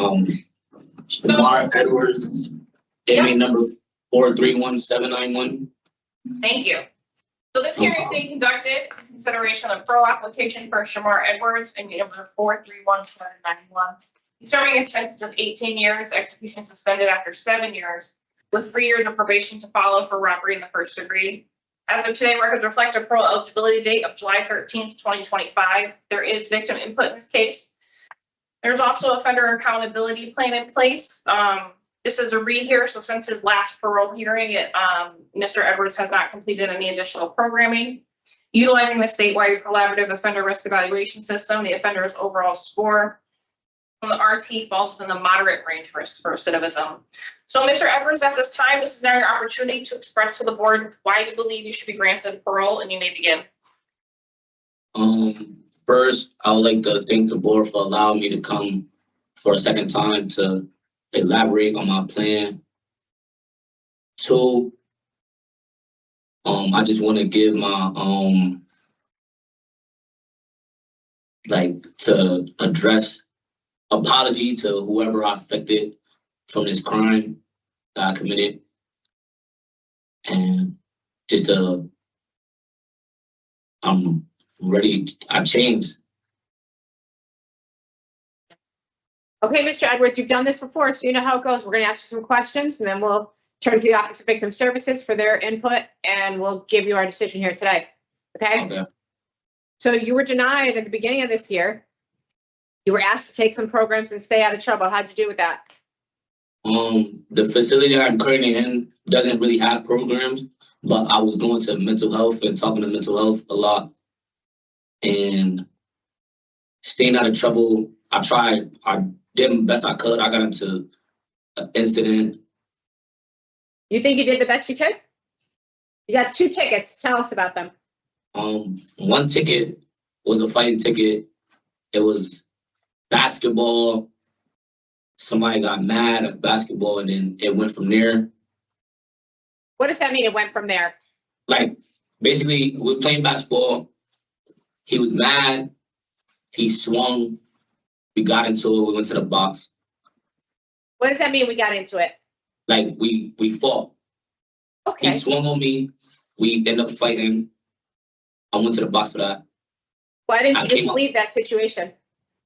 I couldn't. Like, it was no way, like, to get around it. Like, even if, like, you defend yourself, you're not supposed to go to the box, but you go to the box anyway. Why didn't you just walk away? I couldn't. It was mace everywhere. It was in the moment. It was just, nothing I could really do. I tried my best to avoid the situation, but he kept coming at me. I mean, if someone starts arguing with you on the basketball court, just leave the basketball court. Game Yeah. over. And- Okay. Okay, keep going. You got another one. And then the second incident, they said they found something in the cell, but I had a cellie. It was in a common area, so if nobody owns up to it, y'all both gotta go. That What'd was they the find? second. They said they found some type of, What do you mean they said they Something. found? What did they find? I don't know. You, They will said you they sign the ticket? Did I sign a ticket? Yeah. Yeah. And you didn't read it? It said contraband. Oh, Mr. Edwards, why are you having so much trouble expressing yourself and communicating? I don't. I asked you about a fighting ticket and you said it went down, something, you know, it went from thought- there. And I asked you about a contraband ticket and you said you don't know what it's for. It was just a contraband ticket. Right? It's nothing's ever just a contraband ticket. They said what they said they found, they didn't find. They said they found cocaine, fentanyl, but there Right? was no. There There's you no go. way. There's I no just way they could. asked you what the ticket said and you said you didn't know. It said contraband. The ticket Okay. says contraband. Okay. There's generally an explanation for what that contraband is, though. Yeah, but they tell you that. So whose cocaine and fentanyl was it? I don't know. Yeah. It wasn't cocaine, fentanyl at all. How What do they you know? found was If you don't know and it wasn't yours, how do you know it was? Because what they showed me was ibuprofen. They didn't show me anything else besides ibuprofen. That's the only thing they showed me. So how do you know when they tested it, it wasn't positive for fentanyl? But it wasn't. If they provided that, that's what I got. That's what they gave me. All right. I Okay. got prescribed that. What are your plans when you get out, sir? To get a job, move from the area I was around, and then just try to start like doing more like stuff for like myself, so I can get myself together more, like, and keep on going down like a better path. Mm-hmm. Like, and I plan on like trying to start like washing cars, like start my own business washing cars, renting cars, Okay. things like that. Yeah. When did you get your GED? I believe 2022 or 2021. Okay. I'm glad you did that. Congratulations on your GED. I hope it helps you when you get out, you know, to move forward with your life because you're very young, but you've made so many poor decisions along the way. And it's time for you to get out there and turn it around. Yeah, you know, I don't know that you'll be doing that on parole, but you do have 3 years probation to follow your sentence. So I would use that probation officer as a resource because their job is to help you, right? No one else was charged for this crime, right? Why not? No. I don't know. Did you help the officers find the other person? Nah, it was nothing. And Oh, you were alone? You did this alone? yeah, Wow. Mr. Rodriguez, do you have any questions? Thank you, Madam Chair. Mr. Edwards, I'll be honest with you, I'm struggling with this whole interview with you. okay. You know, it's just, you were given an opportunity before and you blew it. You know, you blew the opportunity. You didn't think about what could have happened, what the consequences could have been. I mean, for me, I think you still have a lot of growing up to do, a lot of programming you still got to take. You don't have a lot of time to even take it. You will have some time during probation, but that's only if you commit yourself to taking the programming. If not, I think we may see you back here again. I'm not hearing from you the motivation to really do what you need to do to make it out there. So, I don't really have a lot of questions for you because you don't have a lot of answers. Yeah. That's the problem. I wish you a lot of luck. You're a young man, so you still got a lot of time. Well, if you put some time into yourself and put some time into figuring out some programming that will give you some skill sets and some things that will help, some tools that will help you survive on the outside. Because if you get into a basketball game on the outside and you get into a fight on the outside, it could turn out very differently. Anyway, I don't have any questions. Thank you. Madam Chair. Ms. Keys? No questions. Thank you, Madam Chair. Okay. We're going to ask the Office of Victim Services to provide input at this point. Ms. Hamlet-Williams, thank you for joining us.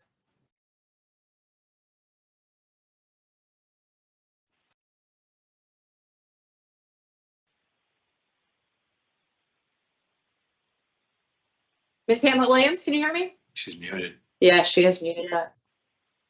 Thank you. Can you hear me? Yes, thank you. Trying to get rid of the echo.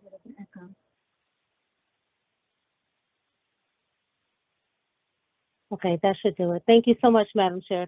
Good morning, panel. I do have a statement from the victim in this case. To Connecticut Parole Board of Directors, I am writing in response to the information that Shamar Edwards, number 431791, is requesting parole. I know he was denied last time he requested, and the board set several expectations to be met in order to be considered for parole. These expectations would demonstrate Shamar's commitment to change of his behaviors and direction of his life. He should move on with his life. However, if these expectations were not met, I would have deep concerns should he be released. As the victim of the home invasion at gunpoint, it was an experience that has marked my life in many ways. Thank you. Wow, what a generous statement from from the victim. So if you'd just done what you had to do, then might have been paroled today. Thank you very much, Ms. Hamlet-Williams, and to the victim for their statement. Give us a few minutes to discuss your case, sir. We'll come back to you shortly with our decision. Well, unfortunately, you know, he was given another opportunity, which that in and of itself was a gift. Given the nature of this offense and the disciplinary reports that were already there at the last hearing. But I just don't see the change. There's 2 new tickets, there's serious tickets, and no new programs. He really did not express himself well. And in fact, lied to us here today. So I couldn't possibly grant parole. He does have 3 years probation. So my vote would be to deny for the nature and circumstance, inadequate evidence of offender change and poor institutional adjustment.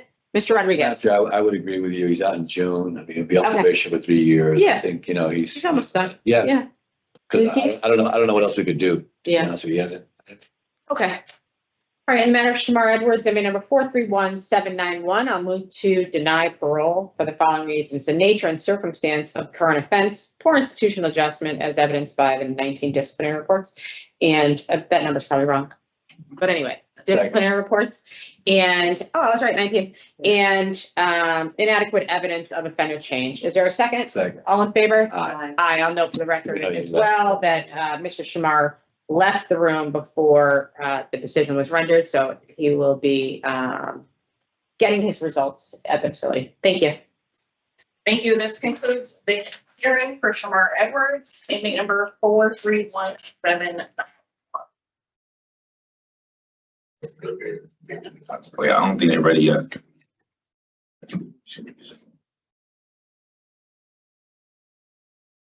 Thanks for your patience, Mr. Massey. No problem. Good morning. My name is Parole Officer Vasquez. Today's the 4th of December, 2025. This is a hearing of the Connecticut Board of Pardons and Paroles. The following board members are present this morning, and by stating their names on the record, do certify that they have reviewed all statutory required documents and available pertinent information in preparation of this hearing. Good morning, Sergeant Jennifer Zaccanini. Good morning. Good Thank morning. you. Good morning, Sergio Rodriguez. Sir, please state your name and inmate number for the record. Good morning, Kalain Massey, 436715. Thank you, Mr. Massey. Okay, so this hearing is being conducted in consideration of the parole application for Mr. Kalain Massey, inmate number 436715. He's serving a total effective sentence of 10 years, execution suspended after 2 years and 6 months, concurrent, followed by 3 years probation for the charges, robbery, 3rd degree, and stealing a firearm. As of today, records reflect the parole eligibility date of November 5th, 2025. This is at 85% eligibility. There is no victim input in this case. There is an offender accountability plan for this offender. It has been reviewed and shows that the offender has not successfully completed any of his OAP recommended programming. The offender reports that he is actively attending GED classes. He remains on the Department of Correctional wait list for addiction services, treatment referral, New Thoughts, USD #1 education referral, vocational need to be assessed by USD #1, voices, anger management, and unlock your thinking. This is according to the RT3 inquiry I ran for his case. Utilizing the statewide collaborative offender risk evaluation system, the offender's overall score on the SRT falls within the very high range of risk for recidivism. All right, Mr. Massey, this is now your opportunity to express to the board why you believe you should be granted parole. You may begin. I think I should consider accepting me parole. I've been going for 2 years and 3 months of a mistake I made when I was a minor. I had a lot of time to think about the mistakes I done made. I lost a lot of family members sitting behind the cell. I took heat to the people that walk around me every day, that's doing life, that's not going home. So I realized what I'm losing out on, missing my family, and I got to change my life. My auntie is giving me a chance to make me come. If I do make this parole, give me a chance to come home to her house and provide me a job, and help me get a job. So that'll be all. Thank you, Mr. Massey. I have hiccups. I'm so sorry. Oh, God, this is awful. We have some questions for you, sir. When we're done with our decision. We'll discuss your case amongst ourselves and give you our decision here today. Okay. We'll begin with my colleague, Mr. Rodriguez. Thank you, Madam Chair. Mr. Massey, your case alone is a concern, sir. I mean, the nature of this offense, stealing somebody's car while they're in it, taking them along, dropping them off, telling them to get out. I mean, just the nature of it. I mean, what in the world drove you to all of this? I accept what I've done wrong, but I ain't do all that. My bracelet put me in the area of the time, and then it's like I was there. I just took responsibility because I should never been there. No, and I just came home. You say you didn't take the car? No, I owned up to it. That me point somebody else because I should never been there. So I felt guilty to everything just cause. But I'm still having difficulty understanding you. Are you taking responsibility for the offense and for taking the car? Yeah, but I'm taking carjacking the car. Yeah, but I'm taking responsibility for somebody else's actions. I didn't feel like putting nobody else under the bus. Were you on probation when you did it? I didn't start probation yet. I was on. You were on your TS. GPS, yes. Right? Yeah, I was on TS. Yeah. So you were being monitored. You knew you were being monitored, right? So yes. I don't get what drove that decision.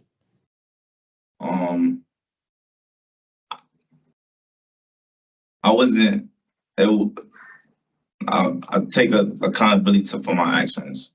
I should never been there, and I was there. I had to grow up. I took this time right here to see all the wrongs I made. I'm just trying to change them slowly by slowly. Well, tell me what you've learned, because I want to try to figure that out.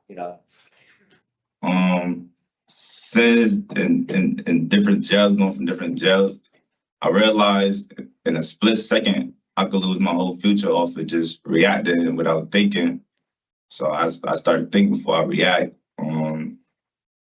Like I said, I lost family members of sitting behind this jail, doing something I had to do. What? Here, let me phrase it differently. What programming have you taken? I tried to take the programs, but I got sent. No. What programs have you taken?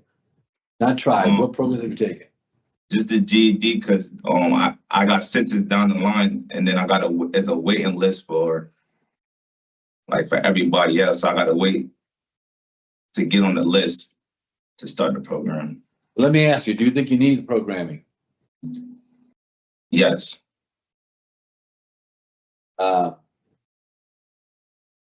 Yeah. I struggle with, we have to figure out whether or not it makes sense to let you out today, but I've got, all these negative things. Yeah, you had tickets not too long ago in August. Yes. I mean,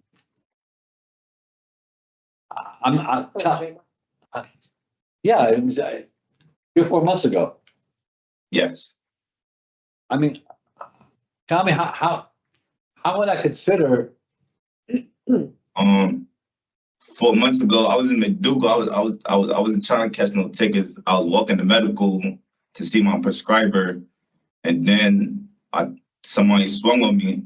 I only knew how to defend myself. I didn't. But it's not just that. You didn't just have. I mean, you had threats. You had fighting. You had out of place. You had intoxication with THC. You had contraband. All this year. Yeah, I could respond for the threat because I didn't really send a threat. I was being transferred out to jail, and I made a comment saying if I wasn't in jail right now, it would never went like this. But as the staff perception of whatever I say, so they took it as a threat. But I ain't gonna fight the ticket because it's their perception. I could say I'll see you later, and they could say that's a threat. But I didn't tell nobody I'm a physical hurt them. I ain't tell nobody anything. It's say in the DR what the threat was.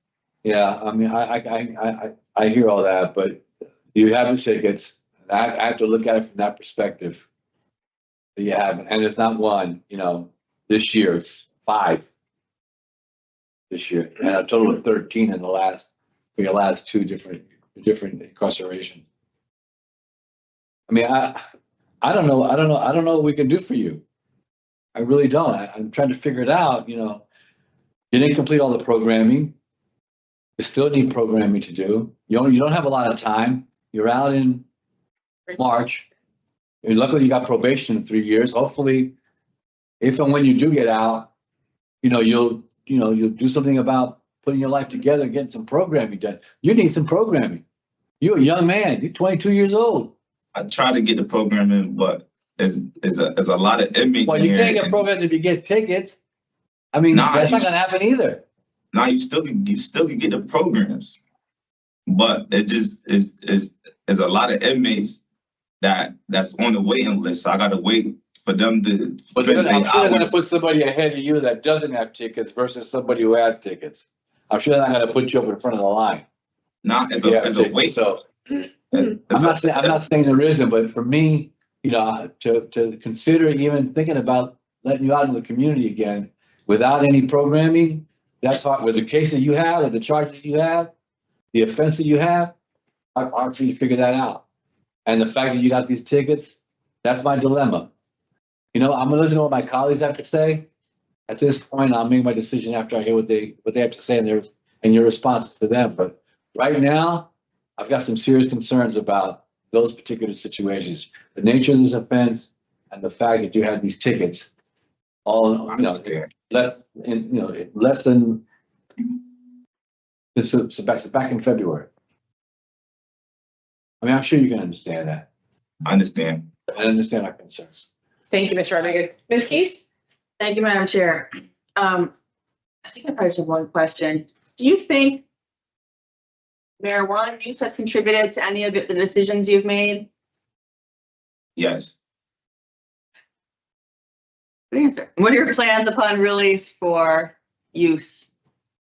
I gotta change my life because I done lost a lot of people that meant a lot to me incarcerated, and then I got a lot of people that believe in me, so I gotta show them I can do it. And you are still very young. You were not a minor. Didn't you say you were a minor when this happened in your opening statement? But you were 20, right? Yes. Okay. But yes. I mean, you're still very young, in my opinion. So I'm not denying in any way that you. I just want to make sure that my record was correct. That you were 20 and not a legal minor. You are very young. You are 22 now. When you get out, how do you plan to? You're going to need to surround yourself with people who have similar goals, because you are so young that you'll be surrounded by people who are partying and doing other things, and you should still be able to have a party and celebrate, and have fun and have friends. But how do you plan to create your new peer friend network with people who are like-minded and will help you reach your goals? I've been in jail for 2 years. I'm not really trying to be around friends. I'm really just trying to get my life right. I'm about to go live with my auntie. They always had their life right. So I'm gonna just take heed to them and follow their steps and just work and just provide and just fall back from all the extra things that's going on. Do you, I apologize if this was mentioned, do you intend to engage with a counselor when you release? Yes.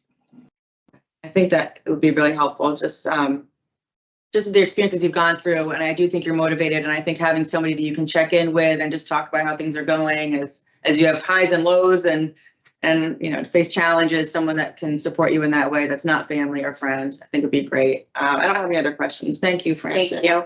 Mr. Massey, you have 3 years to follow your sentence, so please take advantage of that. You know, you're done in 3 months and the probation officer is there to help you. There's a lot of resources today out there that people don't use, but you know, if you tap into that, they can help you get set up with, you know, school. We want you to finish your GED so you could get a better job or a trade. There's lots of trades. There's free programs out there to learn to trade.